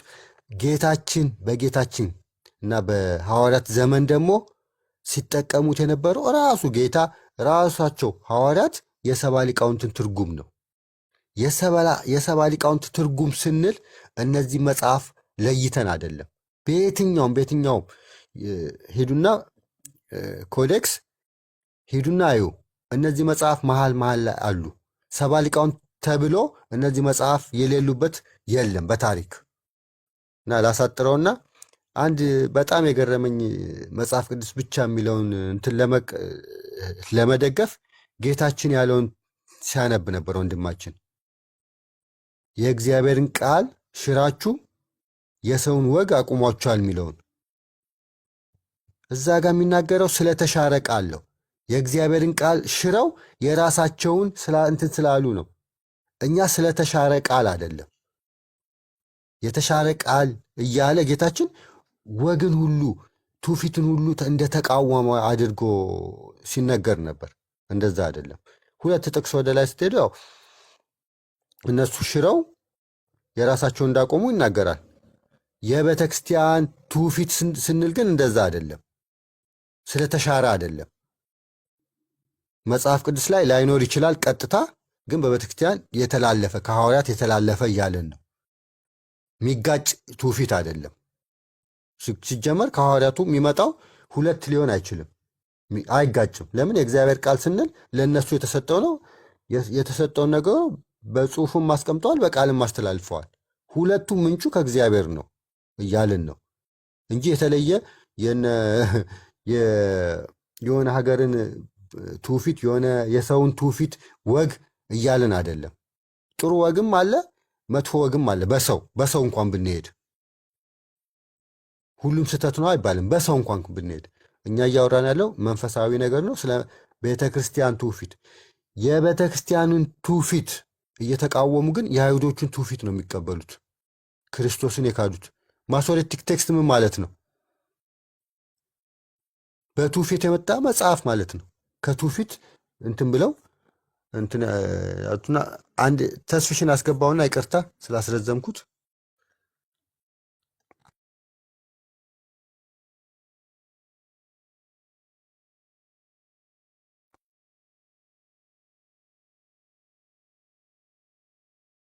ተስፍሽ ቀጥል። እንደምናደራችሁ ነው እንደምናመሻችሁ የሚባለው። እኔ ጋር እንደምናመሻችሁ ነው። እግዚአብሔር ይመስገን። እንዴት አሉ? ሰላም ነው? ተስፍሽ እግዚአብሔር ይመስገን። እንዴት ናችሁ? ሰላም ናችሁ? ያለም ሰላም። ስፒሮስ እኮ ቀኖና ባለበት አይጠፋም። በቃ ከዛ ደግሞ ወደኛ ደግሞ እያስተላለፈ እንዴት አመሻችሁ፣ እንዴት እንትና ዛሬሳ ምን ሰማችሁ ነው ቲክቶክ ነገር። ዛሬስ ምን ሰማችሁ ነው የሚባለው። በጣም ጥሩ አድርጋ ነው አንዳንድ ነገሮች የጠየቀቻቸው ሰምቻለሁ። ያው ስፒሮስ ልከልኝ ያገባውና አዳመጥኩት ስራ ላይ በሆንም ግን ያው አንዳንድ ጥሩ ጥሩ ነገር ተናግረው ግን ሁሉን ነገር ለራሳቸው ያደረጉት እኮ ለእኛ ምንም አላስቀሩም። እና አሁን ያቺ በቃ በጣም ነው የገረመኝ። እና አንዳንዶቹንም ያው እርግጥ ያው ፕሮቴስታንቶች ጥረት እያደረጉ ነው። አትሊስት ወደ ኋላ ሄደው የመጽሐፍ ቅዱስን ታሪክን ለማግኘት ጥረት እያደረጉ ነው። ግን የሚቻለው የሚበጀው ግን ሳስበው እንቀበላለን ቢሉ እንጂ እኛን የሚደግፈን ቢሉ ብዙ አያስኬድም። ለምሳሌ እነዚህ ትምህርቶችን እንቀበላለን፣ በቃ እነዚህን ተቀብለን እኛ ክርስቲያን ነን ቢሉ በቃ ምንም አያጣለም፣ አሳማኝ ነው። ነገር ግን ልክ ለነሱ የነሱን ሀሳብ የሚደግፍ ድሮ በዛ ዘመን የነበሩ ለነሱ እንደጻፉ አድርገው የመጽሐፍ ቅዱስ ደግሞ ጥቅሶችን ደግሞ ሚስኮት ማድረግ አሁን ቅዱስ ጳውሎስ ሮሜ ላይ 3:2 ላይ የተናገረው እንትን ነው፣ አድቫንቴጅ ነው፣ ስለመጠቀም ነው የሚናገረው። እዛ ላይ የሚናገረው በተለይ ዘዳግምን ገንዘብ አድርጎ ነው ቅዱስ ጳውሎስ የሚናገረው። ዘዳግም ምዕራፍ 7 ላይ ያለው ቁጥር 6 ላይ ቃል አለ፣ እስራኤሎች እንደተመረጡ በእግዚአብሔር የሚናገረው ቃል አለ። ከዛ አኳያ ተመርጣችኋል፣ ግን እንደዛም ሆናችሁ ግን አላመናችሁም፣ ክዳችኋል እያለ የሚናገረው ለፖዚቲቭ ሳይድ የሚናገረው ለኔጋቲቭ ነው የሚናገርባቸው እንጂ እዛ ላይ መጽሐፍ አደራ ሰጣችሁ ጠብቃችሁ አስተላልፉ የሚል የለም፣ በፍጹም የለም፣ ሀሳቡ ራሱ የለም። እንደዛማ ቢኖር ኖሮ አባቶችን በቃ በቀላሉ ይሄውላ መጠያየቅም መነጋገርም አይኖርም አይደለም። እዛ ላይ ግን የሚናገረው ያን ነው። በተለይ ይሄ ቃል የሚሄደው ለአምስቱ መጽሐፍት ለሙሴ ለሰጣቸው ነው የሚያገናኝባቸው። ጠያቂዎቹም እነዛው አካባቢ ሰዎች ስለነበር ማለት ነው። መጽሐፍቱን የሚያውቁት ሰዎች ናቸው። ሮም ውስጥ ነው የሚጠይቁት። ይሄ ለሮሜ መልእክት ጻፈው ላይ ነው የሚናገሩት። ስለዚህ ኢየሱስ የሚናገረው በዛ ነው እያነጻጸረ የሚነግርባቸው። ከአሕዛብ የተለየ ብልጫ ያላችሁ ልዩነቱ ምንድን ነው? መጽሐፍቶቹ ቃሉ ወደ እናንተ መጥቶ ነበረ፣ ግን አሁን ከአሕዛቦችም አትበልጡም፣ እንደውም ከእናንተ እንደውም አሕዛቦች ይበልጣሉ፣ ምክንያቱም አምነዋል ተቀብለዋል ነው። እዛው ላይ ቁጥር 3 ላይ እኮ ይመልሰዋል። ግን ችግሩ ምንድነው? አሁን ልክ ለራሳችን ስንፈልግ ቼሪ ፒከር የሚባለው ፋላሲ ያለ ልክ እቺ እንደ የምትፈልገውን ነገር ለቀም የማድረግ ማለት ነው። እና ያ ጥሩ አይደለም፣ ጥሩ አካሄድ አይደለም። በዛ ላይ አሁን ልጅቷ በደንብ ያው እሷ መጠየቅ ብቻ ነው እንጂ ያዘችው በደንብ በዚህ ነገር ላይ እውቀት በደንብ አድርጋ አጥራብ ቢሆነ ብዙ ነገር መጠየቅ ትቻለች፣ አይመልሱትም። እና ያ ጥሩ ጥቅስ አይደለም። እነሱም አሁን አንዳንዶቹም አይጠቅሱትም። አሁን አንዳንዶቹ ፕሮፌሰሮች አያነሱትም። አሁን ይህንን እንደ ለቀኑን አጋዥ አድርገው አይጠቀሙበትም። እኔ የማውቃቸው 1-3 አሉ፣ አይቀበሉትም። አሁን አያነሱትም። መጀመሪያ ግን ኮት ያደረጉ ነበር። እነሱ ብዙ ጊዜ ኮት የሚያደርጉት ዘ ካኖን ኦፍ ዘ ስክሪፕቸር የሚለው አንድ ፕሮፌሰር አለ፣ ስኮቲሽ ፕሮፌሰር፣ እሱ ኤፍ ብሩስ የሚባል ፍሬድሪክ ፍራይቪ ብሩስ የሚባል አለ። እሱ መጀመሪያ ነው። ግን እሱንም በኋላ ግን አንዳንዶቹ ያው ለአያስኬድም ለቀኖና አይደለም የተነገረው ያምንያ የሚሉት አሁን ጉባኤ በተለይ ቀኖና የሚባለው ቃል አይሁዶች አሁንም አያውቁትም። የሚገርመው አሁን ራሱ አያውቁትም። አሁን ሄዳችሁ የአይሁዶች ራባዮች ጋር ሄዳችሁ ብጠይቋቸው አያውቁትም ቃሉን። ለምን አሁን ይህን በጣም ነው የሚገርመኝ ፕሮቴስታንቶች በድፍረት ሲናገሩ እና ከእንደገና ደግሞ አሁንም የፕሮቴስታንቶች እንደዛ ነው የሚያስቡት እንጂ አይሁዶች አሁንም መጽሐፍታችን 39 ነው አላሉም። አሁን ራሱ አሁን እንደዛ አይሉ። አሁን አንድ እስቲ የአይሁዶች እዚህ ያሉ የነሱ ይሄ እንትናቸውን ምኩራባቸው ሄደው ቢጠይቁ በጣም ነው ሰርፕራይዝ የሚያደርጋቸው ፕሮቴስታንቶች። አንድ ፕሮፌሰር ጠይቋቸው እኛ የራባዮቻችንም ራሱ እንኳን ኮሜንታሪ እንደ አምላካውያን ቃል ለምንቀበለው ብለው የነገሩት እና በቃ ሰው አያውቅም ብሎ ምናልባት ጠለቅ ያለ ጥናት ሳይጠና የሚነገር ነገር ነው። ያ አያስኬድም። የአምኒያ ላይ ጉባኤ አልተደረገም። የአምኒያ ላይ የደረገው ምንድነው? ትንሽዬ ከተማ ነች። በዛ ጊዜ ኢየሩሳሌምን ቬስፔሲያን አወደማት። ከዛ በኋላ የአይሁድ እምነት ሊጠፋ ሲል አንድ የአይሁዳዊ ምሁር ተነሳና እሱም ዮሐናን ቤን ዛካይ ይባላል። አይሁድ እምነት ሊጠፋ ነው፣ ከአሁን በኋላ ቤተ መቅደስ የለንም፣ ሊቀ ካህን የለንም፣ ልንጠፋ ነው፣ ምን ልንሆን ሲሉት እሱ ግን ትንቢተ ሆሴዕ ላይ ያለውን ጠቅሶ የነገራቸው እግዚአብሔር መስዋዕትን ሳይሆን ምሕረቱን ወዳለሁ ስላለ ያለ መስዋዕት እግዚአብሔርን ማምለክ እንችላለን ባላቸው። ከዛ በኋላ እሱም ሊገሉት ሲል እንደ ሞተ ሰው አድርገው ተሸክመው ወደ ቬስፔሲያን አቀረቡት። ቬስፔሲያን ከዛ ከተማ ከኢየሩሳሌም እንዲወጣ አደረገው። እዛች ያብነህ ነው በአማርኛ የምትባለው፣ በእንግሊዝኛ ጃምኒያን የምትባለው እዛች ያብነን የምትባለው ከተማ ውስጥ አሁንም ያብነን የምትባለው ትንሽዬ ከተማ ነች፣ አሁንም አለች። እዛ ሄዶ የመጀመሪያውን የአይሁዶች ምኩራብ ነው ያቋቋመው እና መጽሐፍታቸውን በዛ ጊዜ መጽሐፍትም የላቸውም ገና እንኳን አለ መጽሐፍት አይደለም እነሱ ራሳቸው ገና የተረጋጋ ሕይወት መኖርም አልጀመሩም። በጣም ጥቂት ናቸው የተረፉት፣ አልቀዋል። ሰዱቃያኖች እንዳለ አልቀዋል። ጥቂት ፈሪሳውያኖች ግን ተርፈዋል። የዛ ጊዜ ጆሴፈስን ካነበብን ካጠናን 1.5 ሚሊዮን ሰው ነው ያለቀው። ኢየሩሳሌም ሁሉ ሬሳ በሬሳ ነበረች ይላል። እና ከዛ ከተረፉ በኋላ ነው መጽሐፍቶቻቸውን መሰብሰብ አልጀመሩም ገና። ግን በዛ ጊዜ ግን 4 መጽሐፍቶች ላይ በነዛ ላይ መጽሐፍቶቻቸውን እየሰበሰቡ በ4 መጽሐፍ ላይ የተነጋገሩት መኃልየ ዘሰሎሞን እንትን ነው ብዙ ወሲባዊ እንትን ነገር አለበት መጽሐፉ ለሕሊና ይጎረብጣል ብለው በዛ ጊዜ ተከራከሩበት። ከዛ ደግሞ መጽሐፈ መክብብ ደግሞ ተስፋ የሚያስቆርጥ መጽሐፍ ነው። ከፀሐይ በታች ሁሉ ነገር ከንቱ ነው ይላል። ኦሪት ዘፍጥረት ደግሞ ሁሉ ነገር መልካም ነው ይላል ቁጥር 2 ላይ። ስለዚህ ሙሴ ሁሉ ነገር መልካም ነው ብሎ በኦሪት ነግሮናል። ይሄ ደግሞ እንዴት ከፀሐይ በታች ሁሉ ነገር ከንቱ ነው ይለናል በማለት በዛ ላይ ተከራክረው ነበር። ሶስተኛ ደግሞ የተነጋገሩበት መጽሐፈ አስቴር ነው። መጽሐፈ አስቴር የእግዚአብሔር ስም አልተጠቀሰበትም። ስለዚህ የአምላካዊት መጽሐፍ ነው ብለን መቀበል አንችልም ነው። አራተኛው ሕዝቅኤል ነው። ሕዝቅኤል ስለ ካህናቶች የጻፈው ክፍል ስለነበረና ደግሞ ብዙ ደግሞ ምስላዊ አገላለጽ ስለሚያቀርብ በዛ ምክንያት እነዚህ 4ቱ መጽሐፍ ላይ ሲከራከሩ ሐናንኤል የሚባል አንድ የአይሁድ ራባይ እነዚህ መጽሐፍት መቀበል አለብን አላቸው። በኋላ ግን ወዲያውኑ አልወሰኑበትም። በ132 ዓመተ ምህረት ነው የተወሰነው። ሳይመን የሚባለው ነው እሱ በመጣ ጊዜ ነው የወሰኑት። የዛ ጊዜ ነው መጽሐፍቶቹን መቀበል የጀመሩትና የዛ ጊዜ የሚያደረጉት እንደውም የታወቀው እንደውም አንድ የአይሁዳዊ ምሁር ምንድን ያለው መጽሐፈ መኃልየ ዘሰሎሞን ይላል ከመጽሐፍቶች ሁሉ እንደውም የሚበልጥ መጽሐፍ ነው ብለው ለመጀመሪያ ጊዜ እንደውም በዛ ላይ ያለውን ራሱ ትርጉሙን ስለ በሰለሞንና በሙሽሪቱና በሙሽራ መካከል የሚናገረውን በእስራኤልና በእግዚአብሔር መካከል አድርገው ተርጉሞታል። በኋላ ወደ ክርስትና አርጌንስ ለክርስቲያኖች አድርጎ ተርጉሞታል ማለት ነው። እና ይሄ ያብነን አልተደረገም፣ ግን ያብነን ግን ተደረገ የሚለው ምንጩ ይታወቃል። እኔ ቪዲዮ ሰርቼበታለሁ፣ እኔ ሙሉን ሰርቼበታለሁ። እያንዳንዱ ሰዎች ማግኘት ይችላሉ። አያውቁትም፣ ራሳቸው አይሁዶች አያውቁትም። እኔ መጽሐፍ አሁን ውጭ ስላልሆነ እንጂ መጽሐፍ አለኝ፣ ባለፈው አሳይቻቸዋለሁ። አያውቁትም እነሱ ራሱ አሁን እንደዚህ አሁን ሄዳችሁ ብጠይቋቸው አያውቁትም አሁን የሚባለውን ነገርና ለዛ ነው አንዳንድ ጊዜ እንደዚሁ ለመነታረክ ስለገባን ነው እንጂ በመጽሐፍቶቹ ነገሮች ላይ የጥንት አባቶችን ይዘን በተለይ ደግሞ በሚጠቅመው ነገር ላይ ብንወያይ ነው በጣም ጥሩ የሚሆነው። ስለዚህ ያብነን የሚለው ጉባኤ የለም እዛ ላይ። ስለ ጀሮምም የተናገሩት ጀሮም ራሱ ምን እንዳጋጠመው ምን እንደደረሰበት አያውቁም። አሁን ለምሳሌ ኢየሩሳሌም የሄደው እንግዲህ በ384 አካባቢ ነው የሄደው። በ404 የተመለሰው። ሲመለስ ፖፕ ዳማስስ ነው የላከው። በዛ ጊዜ የነበረው መጽሐፍ ከጥቅም ውጭ ስለሆነ እንዲያስተረጉም። እዛ ሲሄድ ግን ያጋጠመው ፈሪሳያኖች ናቸው ያጋጠሙት። እነዛ ደግሞ ሁለቱ ፈሪሳያን ናቸው ያስተማሩት። ባራባስ የሚባልና አናንያስ የሚባሉ ናቸው ሁለቱ ያስተማሩት።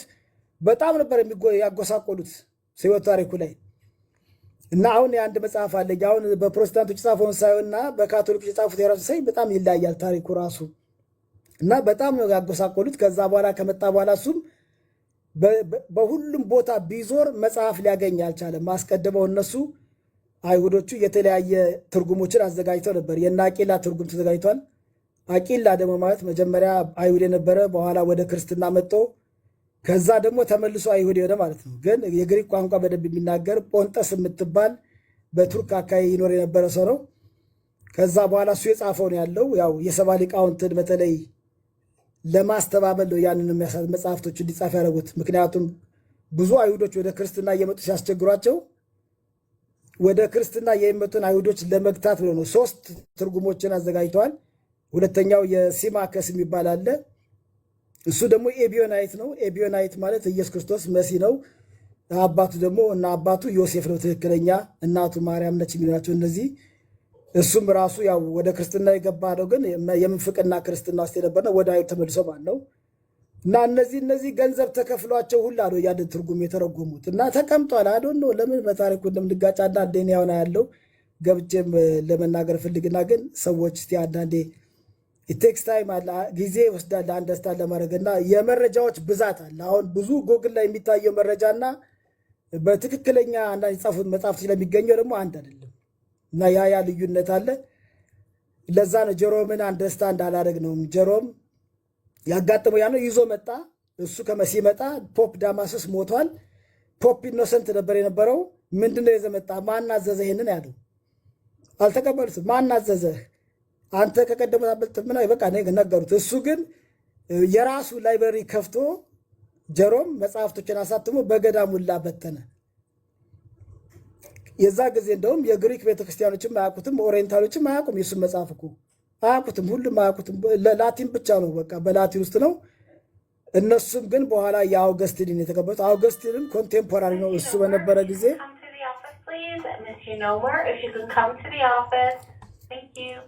ሶሪ ድምፅ ስለገባ ነው። እና አውገስቲንም ራሱ ያው ኮንቴምፖራሪ ነው እና አብረው ጽፏል። በዮሐንስ ራእይ መጽሐፍ እንኳን አንድምታ ሁለቱ ጽፏል፣ አውገስቲንና ጀሮም። ነገር ግን ራሱ አልተቀበሉትም። ከዛ ጉባኤ ተተርጎም የጀሮምን አልተቀበሉትም። ቤተ ክርስቲያን የተቀበለችው በቃ በአይሁድነት ነው። የአይሁድ ዘር ናቸው፣ የአይሁድ ማምል አለም። በእንደዛ አይነት መስፈርት የለም መጽሐፍ ቅዱስ ላይ፣ እንደዛ አላስቀመጡም አባቶች። እና እንደዛ አይነት ጥያቄዎች ላይ አሁን እሱ ልጁ የሚናገራቸው ሁላ ቅድም የተናገራቸው የፕሮቴስታንቶቹ ፕሮፌሰሮች ጽፈውታል። አለኝ እኔ 3 መጽሐፍ አለኝ። ኖርማል ፕሮፌሰር ኖርማን ጌስለር የጻፈው አለ። ፍሮም ጋድ ቱ አስ የሚል መጽሐፍ አለው። ጀነራል ኢንትሮዳክሽን ቱ ባይብል የሚል መጽሐፍ አለው። ዘሴምቲንግ ነው የሚናገረው። ቅድም የነገርኳችሁ ዘ ካኖን ኦፍ ዘ ስክሪፕቸር ፕሮፌሰር ለምሳሌ ፍሬድሪክ ፍራይቪ ብሩስ ጽፎታል። ዘሴም ነገር ነው የሚናገሩት። ከዛ አሁን ግን በኋላ ግን በተለይ አሁን ቅርብ ጊዜ ግን በተለይ ፕሮፌሰር ደግሞ ሊ ማክዶናልድ ማርቲን ደግሞ በደንብ አድርጎ እሱ እንደውም የተለየ ሀሳብ አድርጎ ነው ላይ የቀረበው ሞር እሱ በፊት መጀመሪያ ከሚያምነው በላይ። ፕሮፌሰር ፓውል ዌግነርም እንደዚህ ጽፏል። አንድ ሰው ግን ተችቶታል። ምክንያቱም በስነ መለኮት ትምህርት ውስጥ ስለነበረ አንዳንድ መጽሐፍቶችን እዛ እያሉ ከጻፉ ከስራቸውም ስለሚባሉ ጡረታ ሲወጡ ግን ይጽፋሉ እና ጡረታ ከወጡ በኋላ የጻፏቸው ጥሩ ጥሩ መጽሐፍቶች አሉ እና ሞር ፕሮቴስታንትና ኦርቶዶክስን ሊያግባባ በሚችል መልኩ ክርስቲያኖችን አሁን እየሰሩበት ነው። እዚህ ወደ አንድነት ለመምጣት በጣም እየተሰራ ነው። ሁሉም ኦርቶዶክስም፣ ፕሮቴስታንቱም፣ ካቶሊኩም ልዩነታቸው እንዳለ አሁን አድርገው ግን ወደፊት ግን ልዩነትን እያጠበቡ ወደ አንድ ለመሆን ኢቴክስ ታይም ረጅም ጊዜ ይወስዳል። ከእንደገና አንዳንድ ፓስተሮች ደግሞ እንደ መተዳደሪያም የግላቸው መተዳደሪያ በተለይ ብዙ ቸርች ያላቸው ብዙ አባላት ያላቸው በእንደዛ ነገር ውስጥ ማዕቀፍ ውስጥ መካተትም አይፈልጉም እና አብዛኛው የተናገረው ነገር ከፕሮቴስታንት እይታ እኳ እየታየ ነው እንጂ ካቶሊኮችና ኦርቶዶክሶች የጻፉትን ከእንደገና ቀኖና ራሱ ኮሜንታሪ አለው። አሁን ያን አልተረዱም። አሁን አትናቴዎስ ለምሳሌ ለምን እንደጻፈ በጣም ነው የሚገርመኝ። ባለፈው ሰርቻለሁ ቪዲዮ። አትናቴዎስ የጻፈበት ለምንፍቅና መልስ ነው የሰጠው የዛ ጊዜ እና ማናቸው ምንድናቸው የአይሁድ መጽሐፍቶችን አንቀበሉ ላሉ ሰዎች ነው እንጂ ለክርስቲያኖች አለም የተናገረው። እና እነሱ አብዛኛዎቹ አሁን የሚያውቁት እንደዛ አድርገው ነው። ግን በተለይ የግሪክ ኦርቶዶክስ አንድ ፕሮፌሰር አሉ ፓያኖቲስ የሚባሉ በጣም አሜዚንግ በቃ እንደሳቸው አድርጎ ይጻፋል። አየውም ስለ ቀኖናውን ይጽፉታል። የጻፈበትን ምክንያቱን ለምን እንደተጻፈ ያስቀምጣሉ። ያንን ስናነብ መረዳት እንችላለን። አሁን ግን ይሄው ቁጥር ነው። አብዛኛዎቹ ቁጥሮችን ነው የሚናገሩት። ይሄው መጽሐፉ እዚህ ጋር ቁጥሩ 66 ነው፣ 44 ነው፣ 30 ነው እንጂ መጽሐፍቶቹ እነዛን ራሱ ቁጥሮች ከምን አኳያ ተናገሩ፣ ምን አስገደዳቸው፣ ማን በዛ ጊዜ መናፍቅ ሆኖ ተነሳ የሚለውን ነገር አንዳንዶቹ በደንብ አላጠኑትም። አንዳንዶቹ እየጻፉ ነው። አንድ መጽሐፍ አይቻለው፣ ጥሩ መጽሐፍ እንደዚህ የተወሰኑትን እየዘረዘረ ጽፎታል። በተለይ ደግሞ ሁለት ፕሮፌሰሮች ደግሞ የጻፉ አሉ። ካቶሊክና ኦርቶዶክስ ናቸው ሁለቱም አንድ ላይ ሆነው ኢስት ኤንድ ዌስት ካኖን የሚል በጣም ጥሩ መጽሐፍ ጽፈዋል። እና ሞር አሁን አንደርስታንዲንግ በዚህ እኔ እንግዲህ እዚህ ባለሁበት በምዕራቡ ዓለም ሞር አንደርስታንዲንግ እያደረጉ እየገባቸው ነው። እና ቀና ላይ አሁን ብዙ እንኳን አይደለም አሁን እነዚህ 66ቱን መጽሐፈ ሄኖክ አሁን እንዲካተት ስራ እየተሰራ ነው።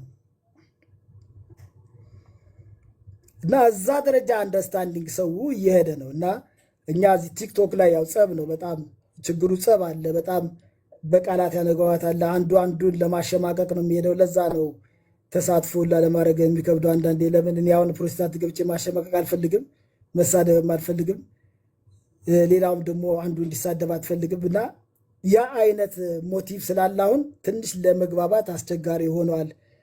እና የቀረበው ነገር ብዙ ናቸው። ጥሩ ጥሩ ነገሮች ተናግረዋል። ግን ኤቭሪቲንግ በቃ ሁሉንም ነገር በእነሱ ሳይድ የሚደግፍ አድርጎ መናገሩ አውገስቲን እንደዚህ ተናገረ ይላል። ግን አውገስቲን የሚቀበላቸው መጽሐፍቶች ግን 66ቱ ብቻ አይደሉም። ኢቭን ጀሮም እንኳን ያንን እንኳን ቢናገርም ከዛ በኋላ ግን ብዙ ጽፏል ስለነዚህ በተለይ አፖክሪፋ ስላላቸው እሱ በአይሁዶቹ ላይ በቃ ፈሪሳያኖቹ ጋር ስላላገኘ ነው። አይሁዶች ስንልኛ ፈሪሳያን ነው። ይህንን መረዳት አልፈለጉም። ብዙ ጊዜ የተረዳሁትን ያንን ነው። ፕሮቴስታንቶች የሚመለከቷቸው አይሁዶችን አሁን አይሁድ አይደሉም። በተለይ በዚህ ዘመን ደግሞ ደግሞ አይሁዶች ደግሞ አይደሉም። አሁን ብዙ ሚስጥር አለው። በጣም የተሰወረ በጣም ከዓለም ውስጥ ብዙ የተደበቀ ነገር አለ ስለ አይሁድነት በተለይ እና ያ ከጥንት ጀምሮ ነው። ሶሪ ምናልባት ካቋረጡኝ ወይ በኋላ ቀጥላለሁ። እሺ ጥያቄ ትቀበላላችሁ ወገኖች? ወጣን ዳኒ እንዴት አመሸ? ሰላም ብያለሁ። ሰላም በጠይቀውን አይሰማም። እስኪ አዎ ስራ ላይ ነኝ እያሉ ነበር ቅድሚያ የሚገቡት። እስኪ ከተመለሱ እንትን ትላለህ። ሜቢ ስፒር አንድ ሀሳብ እና ሜቢ ጥያቄም ታቀርባለህ። ስፒር አለ አይደል? አለ ምናልባት እዚህ ላይ እና እንትን ጌታ ኢየሱስ የተናገረውን ቅድም ተነስቶ ነበርና ሉቃስ 24 ላይ በሕግ በነቢያትና በመዝሙር ስለ እኔ የተጻፉትን ብሎ ጌታ የተናገረዋልና ታናክን ነው ኢየሱስ የጠቀሰው የሚል አይነት ሀሳብ አንስተው ነበረና ሜቢ እዚህ ላይ ጥቂት ሀሳብ እስኪሰጥ። ማርቲን ልም ነገር አንስተዋል እና እሱን ቀጥታ ባሰማችሁ ይሻላል። ስለ ሜሊቶስ እና በዛን ጊዜ ቀኖና እንዳልነበረ እነዚህን ቃላት ለምንድን ነው እንዴት ነው መጽሐፍ ቅዱስ ላይ የሚጠቀሙት በሚለው ከተሰማ አቡ እንትን ካልክ አማርኛ ትንሽ እየተረጎምክላቸው ሀሳቡን ብቻ ቪዲዮ ከታየ አንዱ እንደ ማስረጃ የሚነሳ ነገር ነው ይሄ።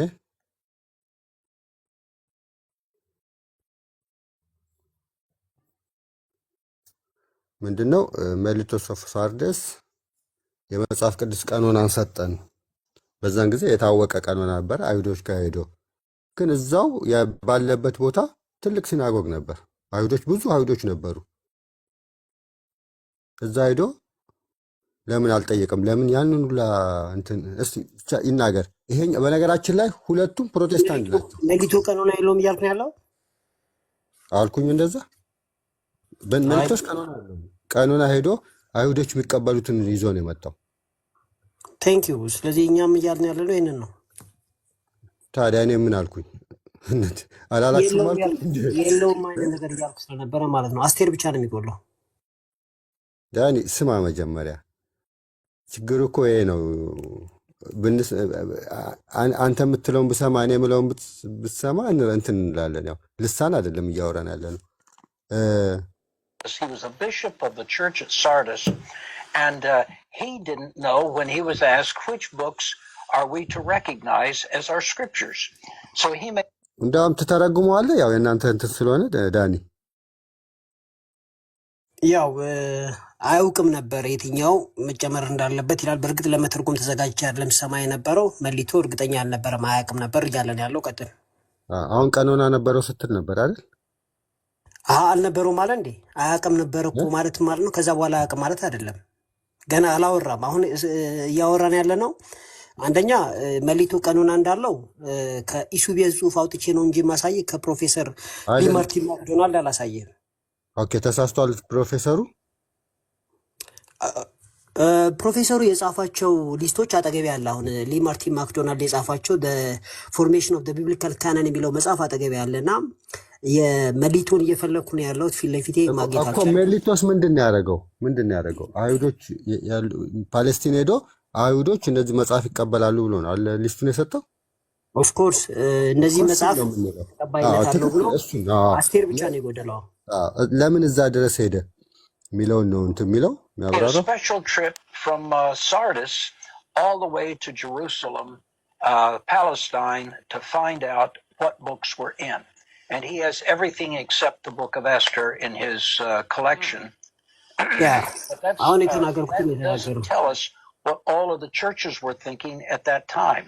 if the bishop of a church, a significant church in Sardis, didn't know, and there was one of the largest Jewish synagogues in the antiquity was right in Sardis, he could have walked across the street and said, hey, what books are in and what books are out? And he couldn't find out the answer to his friend's question without ምንድን ነው ያለው እዚህ ጋር? ያ መሊቶ ሳርዲስ በነበረበት ጊዜ የትክክለኛውን ቀኖና ለማወቅ ወደ ኢየሩሳሌም መጓዝ ነበረበት። ሳርዲስ ውስጥ አላለቅም። ተስፊሽን አስገባው እንዴ መጥቷል። ተስፊሽና ኦኬ አስገባሽ። እሱም ብቻ አይደለም ያለው እንግዲህ ገና ያወራው ነው። ሁሉንም አላወራም ወነው እንትን ዘለከው። የሳርዴስ ጳጳስ ስለ መጽሐፍ ቅዱስ ቀኖና አያውቅም ነበር። እኮ እሱን ላወራ ነበር። ማር ነው የገባው ብራዘር። እሺ ያው ተስፊሽ ስለመጣ ከሱ ጋር ቀጥል። ያው ከኔ ጋር እንደ ዶሮ ስለምንባላ በምን መልኩ ነው የምንጠይቀው? ያ ተስፊሽ ሰላም ነህ? እግዚአብሔር ይመስገን። እንደምን ነህ? ደህና ነህ? አላላለን ተቋርጬ ስለነበረ አልሰማኋቸውም። ሶሪ። በምን አሁን ስለ ሰርዴስ ከዚህ የተናገራችሁ እየሰማችሁ ስለ መሊቶ ላይ የሚያሳየው መሊቶ ሳርዲስ ውስጥ የትልቅ ቤተክርስቲያን መሪ ነበርና እዛው ከተማ ውስጥ ሌሎች ቸርቾች ስለነበሩ ሌሎች ቢሾፖች ስለነበሩ መጠየቅ ይችል ነበረ። ነገር ግን ኢየሩሳሌም ድረስ ሄዶ ነው ከቀኖናውን ያመጣው እና ኢየሩሳሌም ሄዶ ሲያመጣ አስቴር ብቻ ነው የጎደለው። ሁሉ ነገር አለ። ሌሎች ቢሾፕ የሉም። አንድ ከተማ ውስጥ አንድ ቢሾፕ ነው ያለው። የአይሁድ ምኩራብ ነው ያለው። ስለ ምኩራብ ነው ያለው። ድጋሚ ክፈተው። እሺ were thinking at that time. If the bishop of a church, a significant church in Sardis, didn't know, and there was one of the largest Jewish synagogues in the antiquity was right in Sardis, he could have walked across the street and said, hey, what books are in and what books are out? And he couldn't find out. ሰማከው? ያ እዛው እሱ በነበረበት ከተማ ውስጥ የትኛው መጽሐፍ ቀኖና ውስጥ ይጨመራል፣ የትኛው መጽሐፍ ቀኖና ውስጥ አይጨመርም ብሎ እዛው መንገድ ተሻግሮ መጠየቅ ይችል ነበር እያለ ነው። እና መንገድ ተሻግሮ የሚጠይቀው መቼም ቢሾፖቹን ነው እንጂ ተራሱ አይጠይቅም ነው ወይስ ቢሾፖቹን አይደለም አይሁዶቹን ነው? ራባይ ለማለት ነው። ራባይ በሚለው አስተካክለው ዳኒ ነው። ኦኬ ራባይም ያስኬዳል። ዳኒ ራባይ ማለት ነው የፈለከው? ራባይ ለምን ቢሾፕ ክርስቲያኖች ነው። ራባይ ደግሞ አይሁዶች። ቢሾፕ የለማ የአይሁድ ቢሾፕ ስለሌለ እዛው መንገድ ተሻግሮ ነው የሚለው። መንገድ ተሻግሮ መጠየቅ ይችል ነበረ ግን አልጠየቀም። ወደ ኢየሩሳሌም ተጓዘ ነው የሚለውና ያንን ነው በቢሾፕ በሚለው የተጠቀምኩት። ኦኬ ግልጽ ነው ዳኒ በጣም። አሁን አንተ መስልህ ምንድን ነው? አንተ አሁን ያንተ ግንዛቤ በዚህ ላይ አሁን ምንድን ነው ያንተ የምትለው? ስለዚህ 39 መጽሐፍት ነው እሱ የያዘው የሄደው ቀኖና ብለን የምታስበው ወይስ ምንድን ነው? ያ አስቴር ብቻ ነው የጎደለው። ኦልሬዲ the formation of the biblical canon ሊ ማርቲን ማክዶናልድ የጻፈው ፊት ለፊት ይዣለሁ፣ ሌላም ሪፈረንስ ይዣለሁ እና መሊቶ 38ቱን ይቀበላል። አስቴር ብቻ ነው የጎደለው። በጣም ጥሩ ነገር አመጣህ። ግን አሁን አየህ እዚህ ጋር መጀመሪያ እሱ መሊቶ ስንት ዓመተ ምህረት ነበር የሄደው እዛ? ታስታውሳለህ? ባታስታውሰም ችግር የለም። መጽሐፉ የጻፈው በ185 ነው። መድብሉ የሚገኘው በኢሱቢኤስ ቸርች ሂስትሪ በሚለው መጽሐፍ ላይ ነው። አይ ቲንክ ቡክ 4 ቻፕተር 26 ሴክሽን 14 ነገር መሰለኝ ካልሳትኩኝ። ያ ከ140 ዓመት በኋላ ማለት ነው። ኢሱቢኤስ የጨመረው ያው ማኑስክሪፕት አግኝቶ ነው የጨመረው። 14 ቁጥር ላይ መሊቶ እንደዚህ ብሎ ጨምሯል ብሎ ሊስቱ አለኝ። አሁንም ማሳየት እችላለሁ ካስፈለገ። ነው አይ እሱ እኮ ልክ ነህ፣ ግን መሊቶ የሄደበት ምክንያት አለው። ለገዛ ወንድሙ ልጅ ለአናሲሞስ ምክንያት ነው።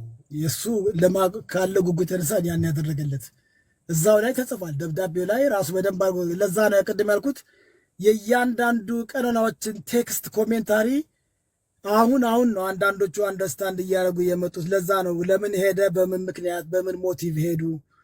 እና ልክ ነው። በወቅቱ ሲሄድም በኢየሩሳሌም ሊያገኝ የሚችለው 39 ነው። ምክንያቱም ከማን ነው ያገኘው? ከፈሪሳዮች ነው። በቃ በግልጽ ነው እኮ። አሁን መቀበል ያልፈለግነው ዳኒ፣ እኔ እስከ ገባኝ መግባት ያልቻልነው አይሁዶች የሚለው ነገር ላይ ከክርስቶስ መምጣት ማድረግ በኋላ አይሁድነት የሚባል ነገር የለም። እንደ ማንኛውም እንደ ክርስትና ትምህርት አሁን ያሉት አይሁዶች ያው ሐሳዊ መሲህ ወይም ደግሞ የክርስቶስ ተቃዋሚዎች ናቸው እንጂ እነዚህ ከዛ በፊት ከነበረው የሚቀጥሉ አይደለም። አንደኛ ቤተ መቅደሱም የላቸውም፣ ሁለተኛ ሊቀ ካህንም የላቸውም፣ መስዋዕትም የላቸውም። ስለዚህ አይሁድነት የሚቆምበት ዋና ምሰሶም የላቸውም። ግን ተሐድሶ አይሁዶች እነዚህ ማለትም ራሳቸውን አድሰው እየመጡ ናቸው። እነሱንም እንደውም ያው መጽሐፍ ቅዱስ ላይም የክርስቶስ ተቃዋሚ ነው የሚላቸው ራሱ ስንመለከት በኢየሱስ ክርስቶስ የእግዚአብሔር ልጅ እንደሆነ የማያምን ሁሉ የክርስቶስ ተቃዋሚ ነው ባለ መሰረት እዛ ውስጥ የሚካተቱ ናቸው። የእነሱ አሁን ምስክርነት ከነሱ አንቀበልም። በእርግጥ እኔ አሁን ስለ ምስክር የጻፍኩት ብዙ አለ። ራሱ መጽሐፍ ቅዱስ ይመራል እዛው እየላከ ማለት ነው። ጌታ ሐዋርያቶች ልኳል። ከሐዋርያቶቹ ደግሞ ሌሎች ተነስተዋል እና ያገኙት መጽሐፍ ልክ ነው። ቁጥሩ ትክክል ነው እኮ የተናገርከው። ግን ያገኘው ከክርስቲያኖች አይደለም። ያን ያገኘው እዛ ከነበሩ ከረቢኒካል ጁዳይዝም ከሚባል ነው። እነሱ ደግሞ በ130 ዓመተ ምህረት ነው እነዚህ መጽሐፍቶች ራሱ እንደገና እንደውም ሰፍረው ማስቀመጥ የሚጀምሩት። አልጨረሱትም። እንደውም አንተ እንደምታምን የሚያምን የቸርች ፋዘር አለ? ቅድም ነገርኩ እኮ አሁን እያንዳንዳቸው ለምሳሌ ጀሮም የሚለው ቴዎዶዥያን ቨርዥን ነው ይጠቀማሉ ብሎ ነው የተናገረው። እና ሌሎችም አባቶች መጥቀስ ይቻላል። ኦሪገንም ከኛ ጋር በጣም የሚመሳሰል ነው። ያው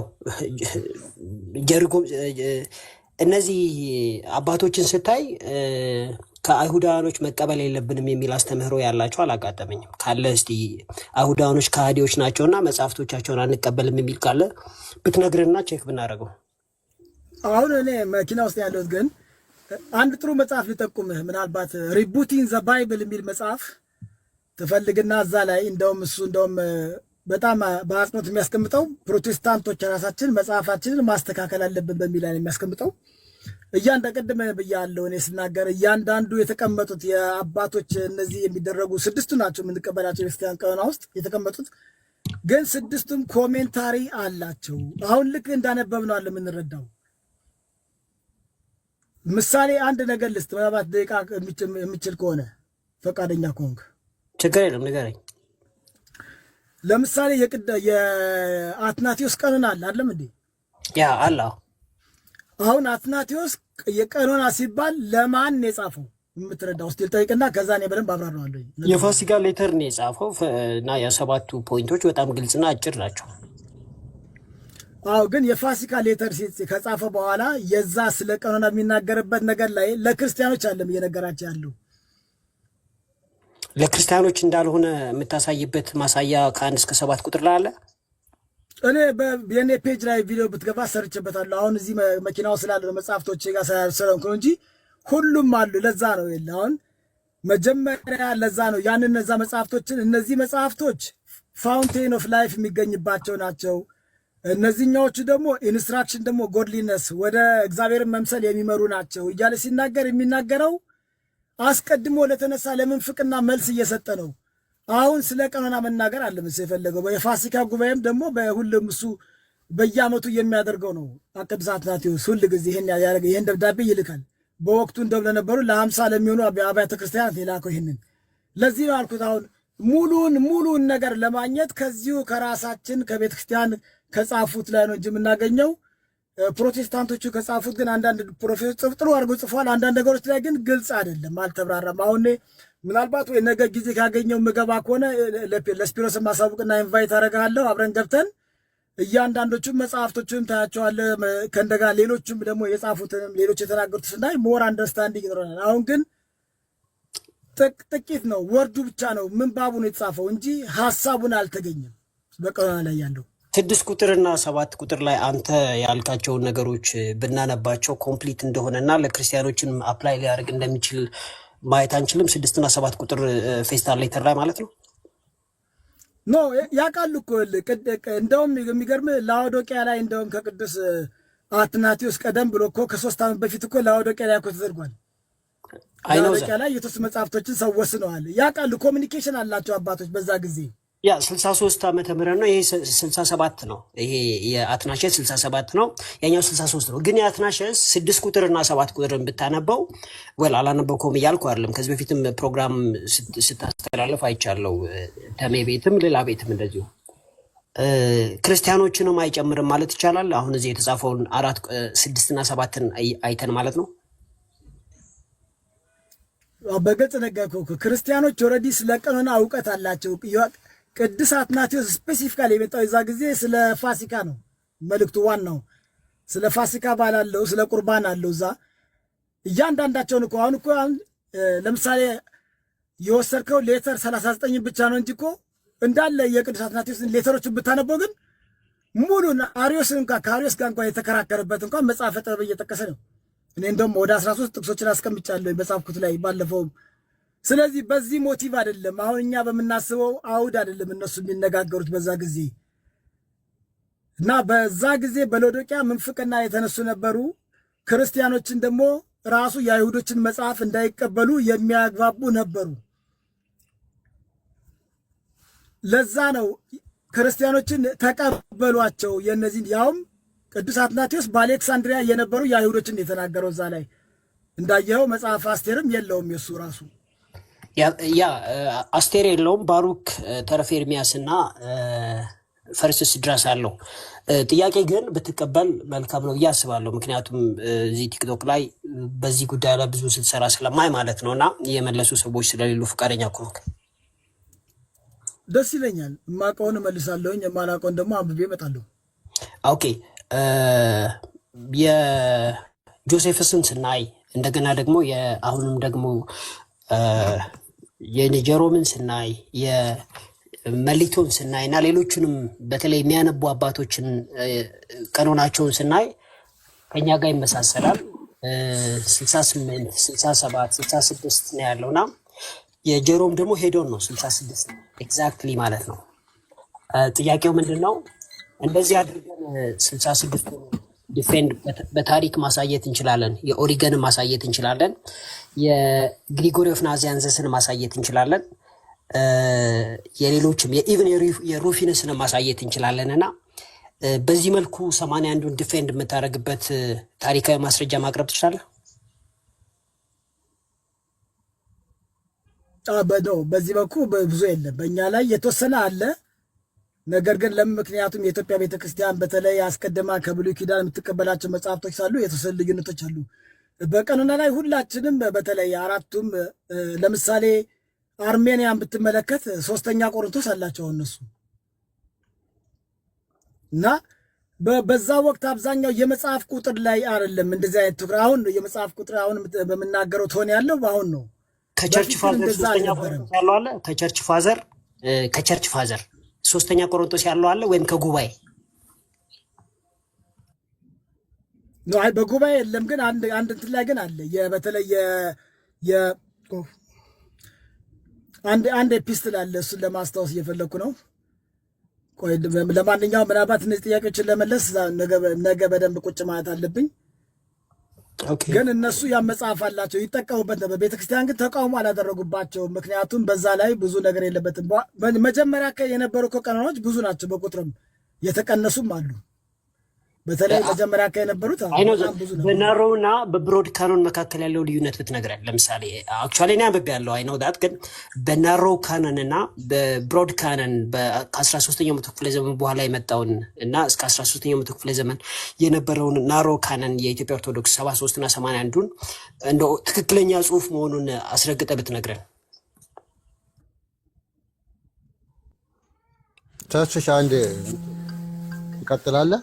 85ኛው የሐዋርያት ቀኖና ብዙ ጊዜ አይጠቀስምና እዛ ስንት መጽሐፍ ነው ዳኒ? በቁጥር ፊት ለፊቴ አውጥቼ መቁጠር እችላለሁ፣ ግን አልቆጠርኩትም። አሁን መቁጠር እችላለሁ። ኦኬ ተስፊሽ እስከሚመልስልህ እስቲ ቼክ አድርገው። አንዱ ኦርቶዶክስ የምትቀበለው ቀኖና ነው 85ኛው የሐዋርያት ቀኖና ትሩሎ ላይም አለ። ሁለተኛው ጉባኤ ላይ ሁለተኛው ቀኖና ላይ አንዱ የምንቀበለው ቀኖና ነው እሱና ቁጥሩን ያው እስቲ ተስፊሽ ቀጥል ዳን የጠየቀን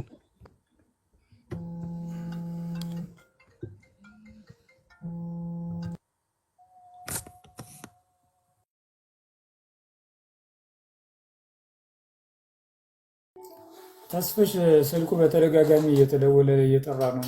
ስፒር ምናልባት የተወሰኑ ነገሮችን በል ሜይ ቢ ከ85ኛው የሐዋርያት ቀኑና ጋርም በተያያዘ የተወሰኑ ሀሳቦችን ስ እስከዛ 85ኛውን ከፍቻለሁ ላነብላችሁ እችላለሁ፣ ግን በቁጥር ያስቸግራል። ያው የተለየውን ነገር ልንገራችሁ፣ ወይም ደግሞ ከ66ቱ የሚለየውን ፒክ እያደረኩ መናገር ቀላል ነው ለእኔ።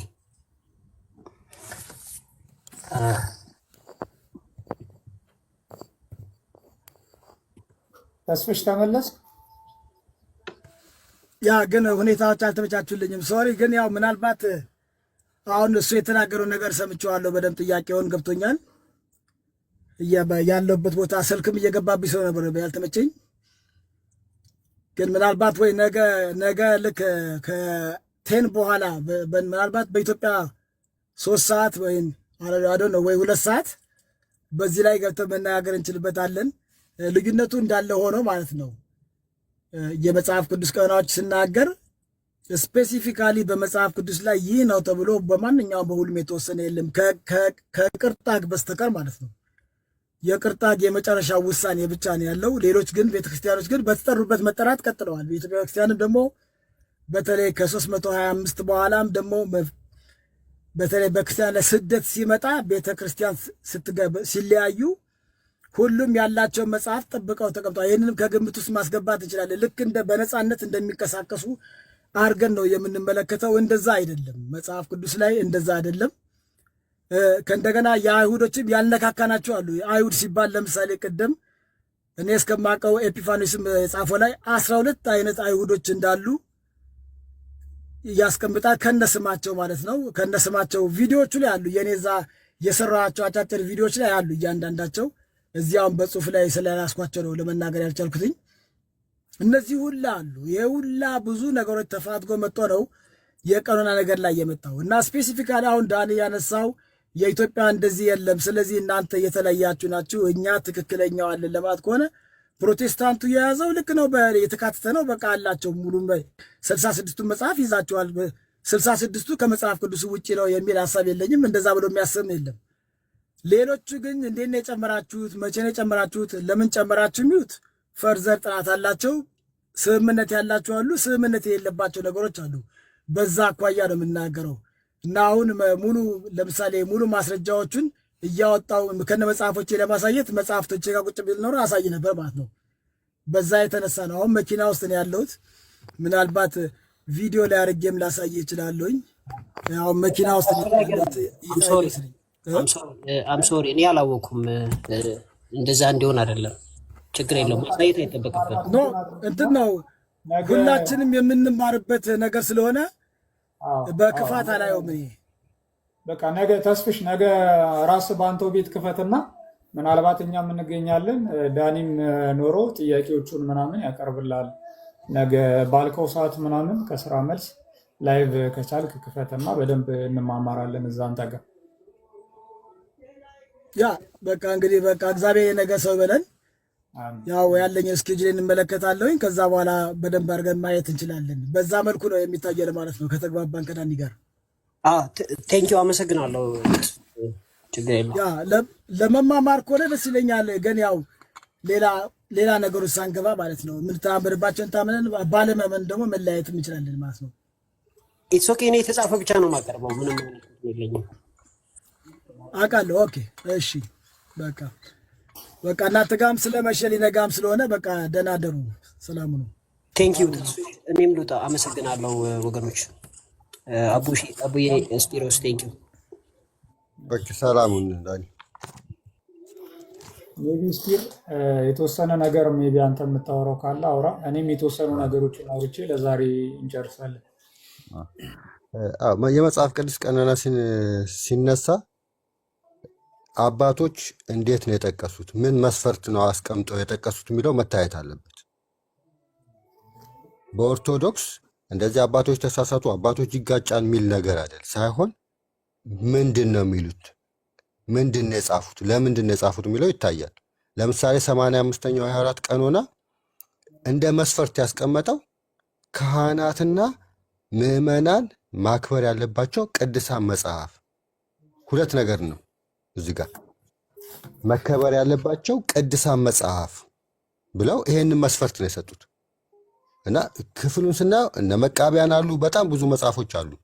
የብሉይ ኪዳን 41 አካባቢ ናቸው። ወደ አዲስ ኪዳን ስንሄድ ደግሞ 36 እንደዛ አካባቢ ናቸው። በጣም ብዙ መጽሐፍ ናቸው። ከሌሎቹ ጉባኤ ጋር ይጋጫሉ ብለን አንጥላቸውም። ለምን? በቱሩሎ ጉባኤ በጉባኤ ይሄንን ቀኖና እውቅና ስለሰጠው። ግን መስፈርቱን እናያለን።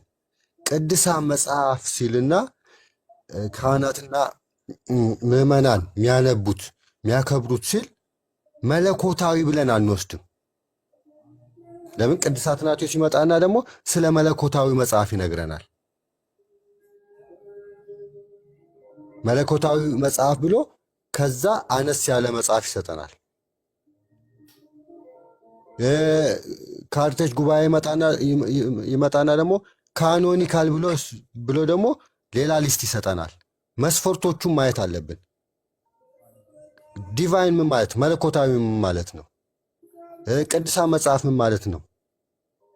ካኖኒካል ምን ማለት ነው? ካኖናይዝድ ምን ማለት ነው? እነዚህ ነገሮች በሰፊው እናያለን። ትሩሎ ጉባኤ ላይ ሁለተኛው ቀኖና ላይ እነዚህን 6 ቀኖና ነው እውቅና ያሰጠው። የጀሮም የእንትና ብሎ አይደለም። የኒቅያ ጉባኤን ጠቀሰ። ከዛ በፊት የነበሩትን ጉባኤ ጠቀሰና እነዚህንም የመጽሐፍ ቅዱስ ቀኖና ይጠቅሳል። ስለዚህ በሰጡን ጉባኤቱ እነዚህን ሲጠቅስ ሄደን ቅዱስ ጎርጎሪዮስ ምንድን ነው የሰጠን? ምን ብሎ ነው የሰጠን? ሄደን እናነባለን። ቅዱስ አትናቴዎስ ምን ብሎ ነው የሰጠን? ሄደን እናነባለን። ደስ የሚለው ነገር ግን ትናንት ከትናንት ወዲያ የጦቢት መጽሐፍ የጥንቆላ መጽሐፍ ነው እንትን የሚያስተምር ነው የሚባለው ዛሬ የቤተክርስቲያን መጽሐፍ ኤክሊሲያስቲካል መጽሐፍ ነው እየተባሉ ነው። ይሄ ትልቅ ለውጥ ነው። ትልቅ ለውጥ እየተቀራረብን ነው። ኤክሊሲያስቲካል የቤተክርስቲያን መጽሐፍ ከሆኑ ለምንድን ነው የወጡት? የቤተክርስቲያን እንግዲህ የአቡ ነው ተብሎ አቡ ቤት ከሌለ ያ ነገር የአቡ አይደለም ማለት ነው እኮ። እነዚህ መጽሐፍ የቤተክርስቲያን ናቸው ተብሎ እናንተ ቤት ከሌሉ እናንተ ቤተክርስቲያን አይደላችሁም። ወይም መጽሐፉ በጣም ነው የሚገርመኝ ነው። ወይም አቡ ፕሮቴስታንት አጠገብ ጎረቤት አለ እንዴ? ካንተ እየመጣ ያነባል እየተዋሰ። ስለዚህ ጥሩ እንትን ላይ ነው የመጣ ነው። ወደ ማርቲን ሉተርን ብትመለሱ እንቀራረባለን። ለምን? ማርቲን ሉተር እነዚህን መጽሐፍ አሳትሟል፣ ተርጉሞ መሀል ላይ ቢያስገባ እነዚህ መጽሐፍ ጠቃሚ ብለዋል። ጠቃሚ መጽሐፍ እግዚአብሔርን ምንመስልባቸው ብሎ ደግሞ አትናቴዎስ ጽፏል። እግዚአብሔርም ለመምሰል የምናነባቸው መጽሐፍ ግን ሐዋርያው ጳውሎስ ለጢሞቴዎስ ሲል ምን ብሎ ነው የጠቀሳቸው? የእግዚአብሔር እስትንፋስ ያለባቸውም መጽሐፍ ሁሉ ለበጎ ለምን ብሎ ነው የዘረዘረው? ሕይወትን ለመቀየር አይደል? እነዚህ መጽሐፍ እንደዛ መጽሐፍ ናቸው። ይኸው ቅዱስ አትናቴዎስ ተናገረ እኮ እግዚአብሔርን ለመምሰል። የማንዴላን ታሪክ ስታነብ ማንዴላን ነው የምትመስለው አይደል? የኦሾን ካነበብክ ኦሾን ነው የምትመስለው። ስለዚህ ይሄ መንፈሳዊ ነው። ከዓለማዊ ተለይተው ከአፖክሪፋ ተለይተው ቅዱስ አትናቴዎስ ከአፖክሪፋ ለይቷቸው እነዚህ የቤተክርስቲያን መጽሐፎች ናቸው እግዚአብሔርን የመምሰል አለ። አዎ አንዳንድ መጽሐፍ ላይ አሁን ከመቃቢያን ላይ ዶግማ አንሰራም። አዲስ የምናወጣው ትምህርት የለም እኮ። አዲስ ትምህርት አናወጣም ማለት አይጠቅሙም ማለት አይደለም። ለምን? የእግዚአብሔር ሕዝብ ታሪክ ነው። እንደውም ጌታችንም ከዛ የወጣውን እንትን በዓል ሲያከብር እናያለን። እነዚህ መጽሐፎች ይጠቀሙታል። በነገራችን ላይ ሐዋርያው ጳውሎስም ጠቅሶታል። ዕብራውያን 11 ላይ ነው ወደ መጨረሻ ላይ እንዴት እንደሞቱ ከዛ ነው የጠቀሰው።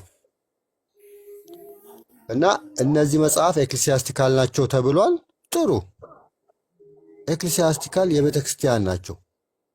የፕሮቴስታንት ወንጌላውያን እነዚህ መጽሐፍ ግን የት ነው ከየት ነው የሚያነቧቸው? ከኦርቶዶክስ እናነባለን ካሉ ኦርቶዶክስ ነች ቤተክርስቲያን እያሉ እየመሰከሩ ነው። እና እስቲ እንጫወታለን በዚህ እንትንና አቡም አንዳንድ ነገር በልና።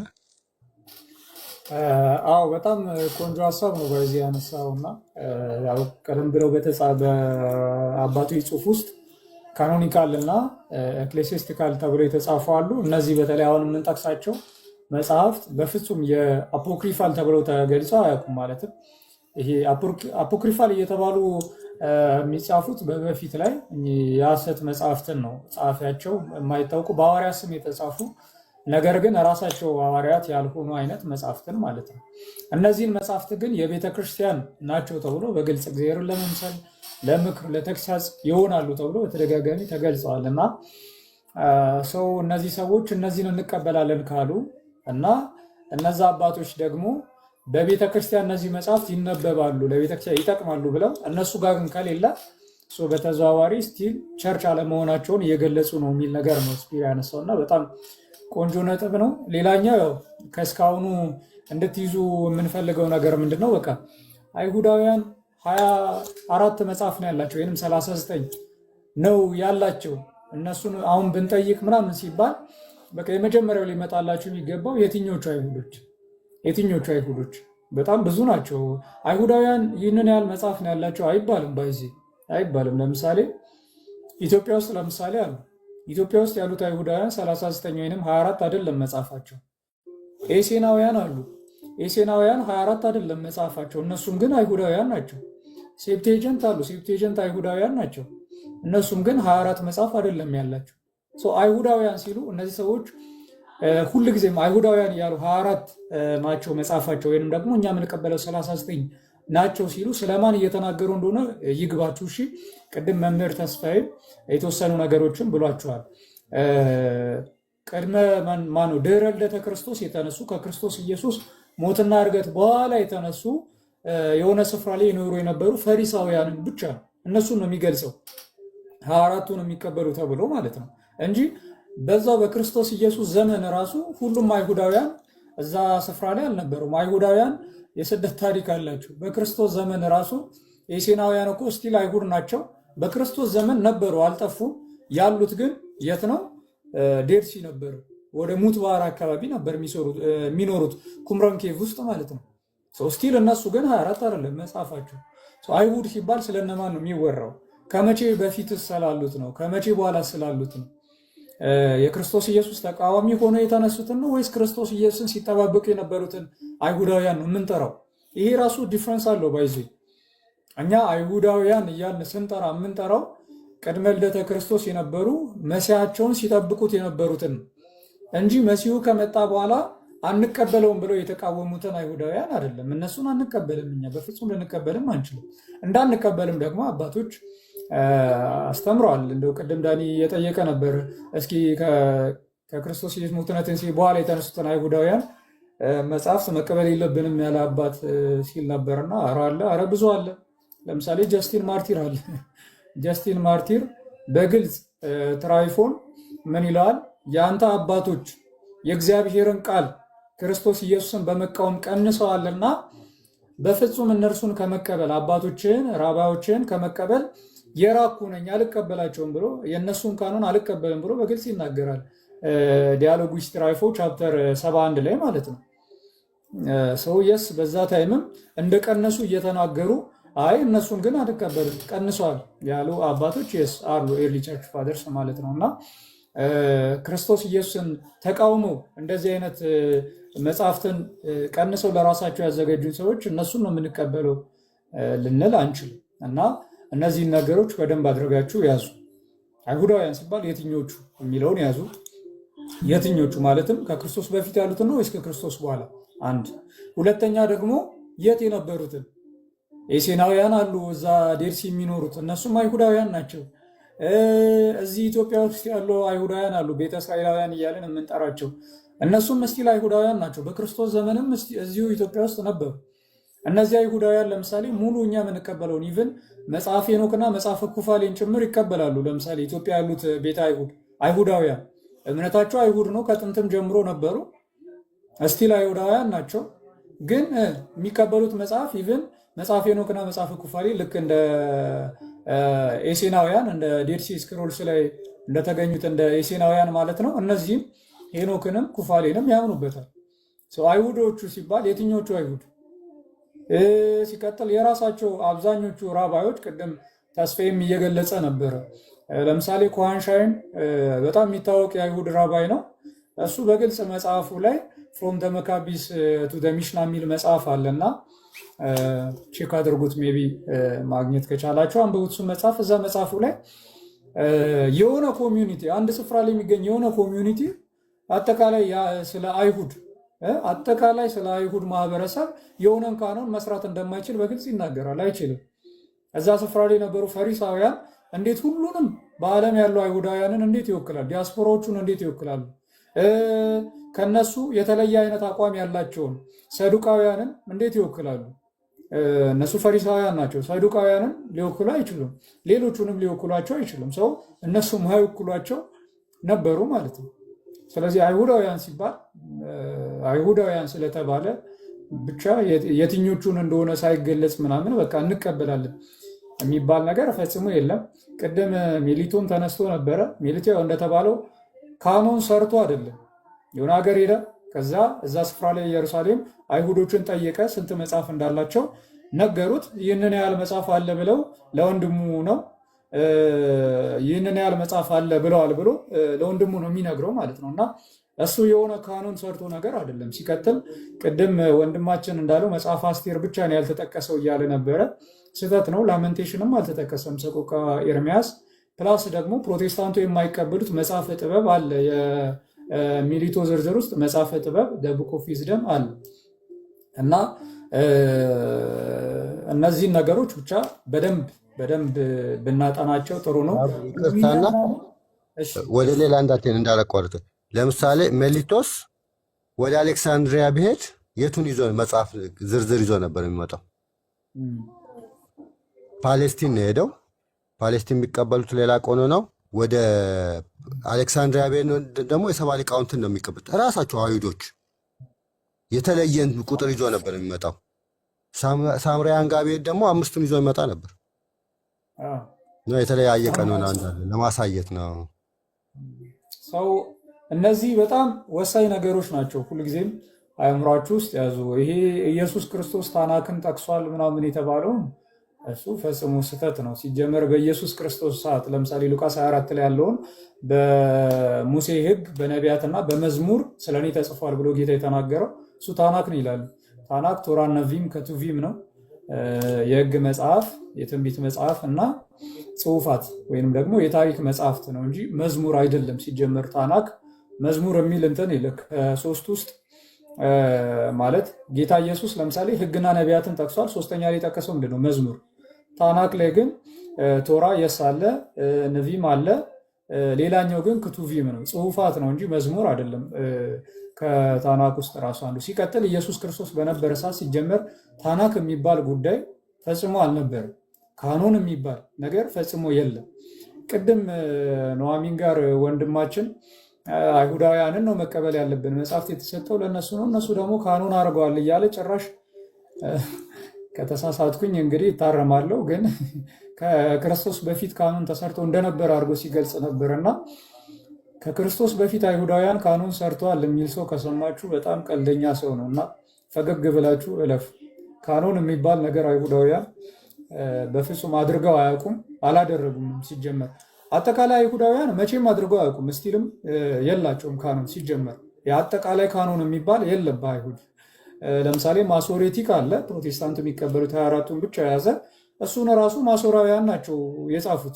ማሶራውያን የሚቀበሉትን የጻፉት ነው ማሶሬቲክ ቴክስት ራሱ ማለት ነው። ለምሳሌ ያንን ማሶሬቲክ ቴክስት እዚህ ያሉ አይሁዳውያን ለምሳሌ አይቀበሉትም። እዚህ እኛ ጋር ያሉት ቤተ እስራኤል ወይም አይሁዳውያን አይቀበሉትም። ጄዊሾች ናቸው ግን አይቀበሉትም የማሶሬቲኩን ቴክስት። ስለ አይሁድ ስናወራ ልክ ስለ ኢትዮጵያ እንደማውራት ወይ ስለ ግሪክ እንደማውራት ምናምን አይደለም። አይሁዳውያን በጣም ብዙ ማህበረሰብ ያላቸው ናቸው። እንደገና ደግሞ በዓለም በጣም የተለያየ ስፍራ ላይ ገና ከክርስቶስ በፊት ራሱ በተለያየ ስፍራ ላይ በህብረት ተሰባስበው ይኖሩ የነበሩ ናቸው። ስለዚህ የተለያየ ቁጥር ነው ያላቸው እንጂ አጠቃላይ አንድ አይነት ቁጥር አልነበራቸውም። ሲጀመር አጠቃላይ አንድ አይነት ቁጥር ኑሯቸው አይቅም አይሁዳውያን ሲጀመር። ሰው አይሁዳውያን የሰሩት ካኖን አለ፣ እኛ እሱን ነው የምንቀበለው ማለት በጣም ሲጀመር ይሄ በጣም አስቂኝ ቀልድ ነው። እና እንደዚህ አይነት ነገሮችን ስትሰሙ እነዚህን ነገሮች አስታውሱ ለማለት ነው። ሜቢ ሌላ ተነስቶ የዘነጋሁት አላስታውስም። ሜቢ ተነስቶ የዘነጋሁት ካለ እንግዲህ ሜቢ ነገ ጥያቄዎችን እህታችን እያቀረበች ስንመልስ እናየዋለን። የተወሰኑ ነገሮችን እናብራራለን። ሩፊኖስ ቅድም የተጠቀሰ ነበረ። ባይዜ ሩፊኖስ የቤተክርስቲያን አባት የሆነ ካህን ምናምን አለ። የታሪክ ጸሐፊ ነው ሩፊኖስ፣ የታሪክ ጸሐፊ ነው እና የታሪክ መጽሐፍ ሲጽፍ ነው እነዛን ዝርዝሮች ያስቀመጠው። ለማንኛውም ነገ በስፋት የተነሱትን ሀሳቦችን ፕላስ ደግሞ እህታችንም ከያዘቻቸው ነገሮች ጥያቄዎችን ስታቀርብ ከነዛ ነገሮች ላይ የተወሰኑ መጽሐፍትን እናብራራላቸዋል ለማለት ነው። ይበቃናል። ነገ ማታ እንገናኝና በደንብ ኑሐሚን ጋር እንማማራለን። ስፒር ሜቢ ያልጨረስከው ካለ ጨርስ። አንድ የሚያስቀው ነገር ከተጻፈው አትለፍ የሚለው ሐዋርያ ጳውሎስ ለመጽሐፍ ቅዱስ ነው ሲል ነበር ወንድማችንና በዛን ጊዜ ይህንን ሲናገር 3 መጽሐፍ ነበር አዲስ ኪዳን የተጻፈው 3 መጽሐፍ። አውዱ ራሱ ከተጻፈው አትለፍ የሚለውን ከኛ ትማሩ ዘንድ ይላል። ከነሱ የሚማሩት ከሐዋርያው ጳውሎስ የሚማሩት ትውፊትን አለመጥቀስ ነው፣ ሌላ መጽሐፍ አለመጥቀስ ነው። እንደዛ ከሆነ ከግሪኮችም ጠቅሷል፣ ከትውፊትም ጠቅሷል ካልተጻፈ። ለምሳሌ ሙሴን የተቃወሙት ማንና ማን እንደሆኑ ይናገራል። ክሪቲስም የእናንተ ነብይ እንደዚህ ያለ ብሎ ከሌላ መጽሐፍ ይጠቅሳል፣ ከመቃቢያን ይጠቅሳል። እና ከተጻፈው አትለፍ የሚለው ምንድን ነው የሚለውን ሂዱና ያዩት። ሲጀመር መጽሐፍ ሲጻፍ ለብቻ ነው። የዛኔ አንድ ላይ ልክ አንድ መጽሐፍ እንደሚጻፍ አይደለም። በዚህ መጽሐፍ አትጨምሩ ብሏል ራእይ ላይ ተብሎ ራእይ በቃ ከሌሎቹ ከ66 ጋር አንድ ላይ አንድ ሰው የጻፈው ይመስላችኋል? እንደዛ አይደለም። እና ይህንንም እንደዚህ ቁጭ ብለን እንትን ከተወያየን በፍቅር እንደዚህ አይነት ነገር ሌላ ጊዜ እንዳጠቅሱ ይሆናል እየተማማርን እንመጣለን። እና ነገ በቃ ለነገ አሁን ስለመሸም ነገ እንማማራለን። ስፒር ሰላም ቆይልን። ሰላም ቻው፣ ደህና ደሩ። ልተኛ ነው። እኔም ማታ ነው። እዚህ አንድ ነው መሰለኝ ከኢትዮጵያ ጋር 1 ሰዓት ልዩነት ነው። ሰዓቱ ስለተቀየረ አንድ አይነት በለዋ ታዲያ።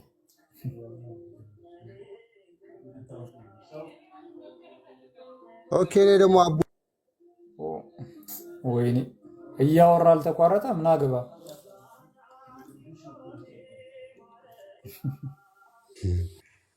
አቡ የት ጠፋ እያልኩ ነበር። ለካ አንተ በርን ዘግተህ መጽሐፍ እያዘጋጀ ነበር። አዎ እንግዲህ እያሰብኩ የት ጠፋ የልጅ እያልኩኝ። አዎ እንግዲህ መቼ ነው ምርቃቱ? ከነገ ወዲያ እሑድ። ኦኬ። ዛሬ ዓርብ ነው፣ ከነገ ወዲያ እሑድ ነው። ያው ከነገ ወዲያ ነው የሚመረቀው።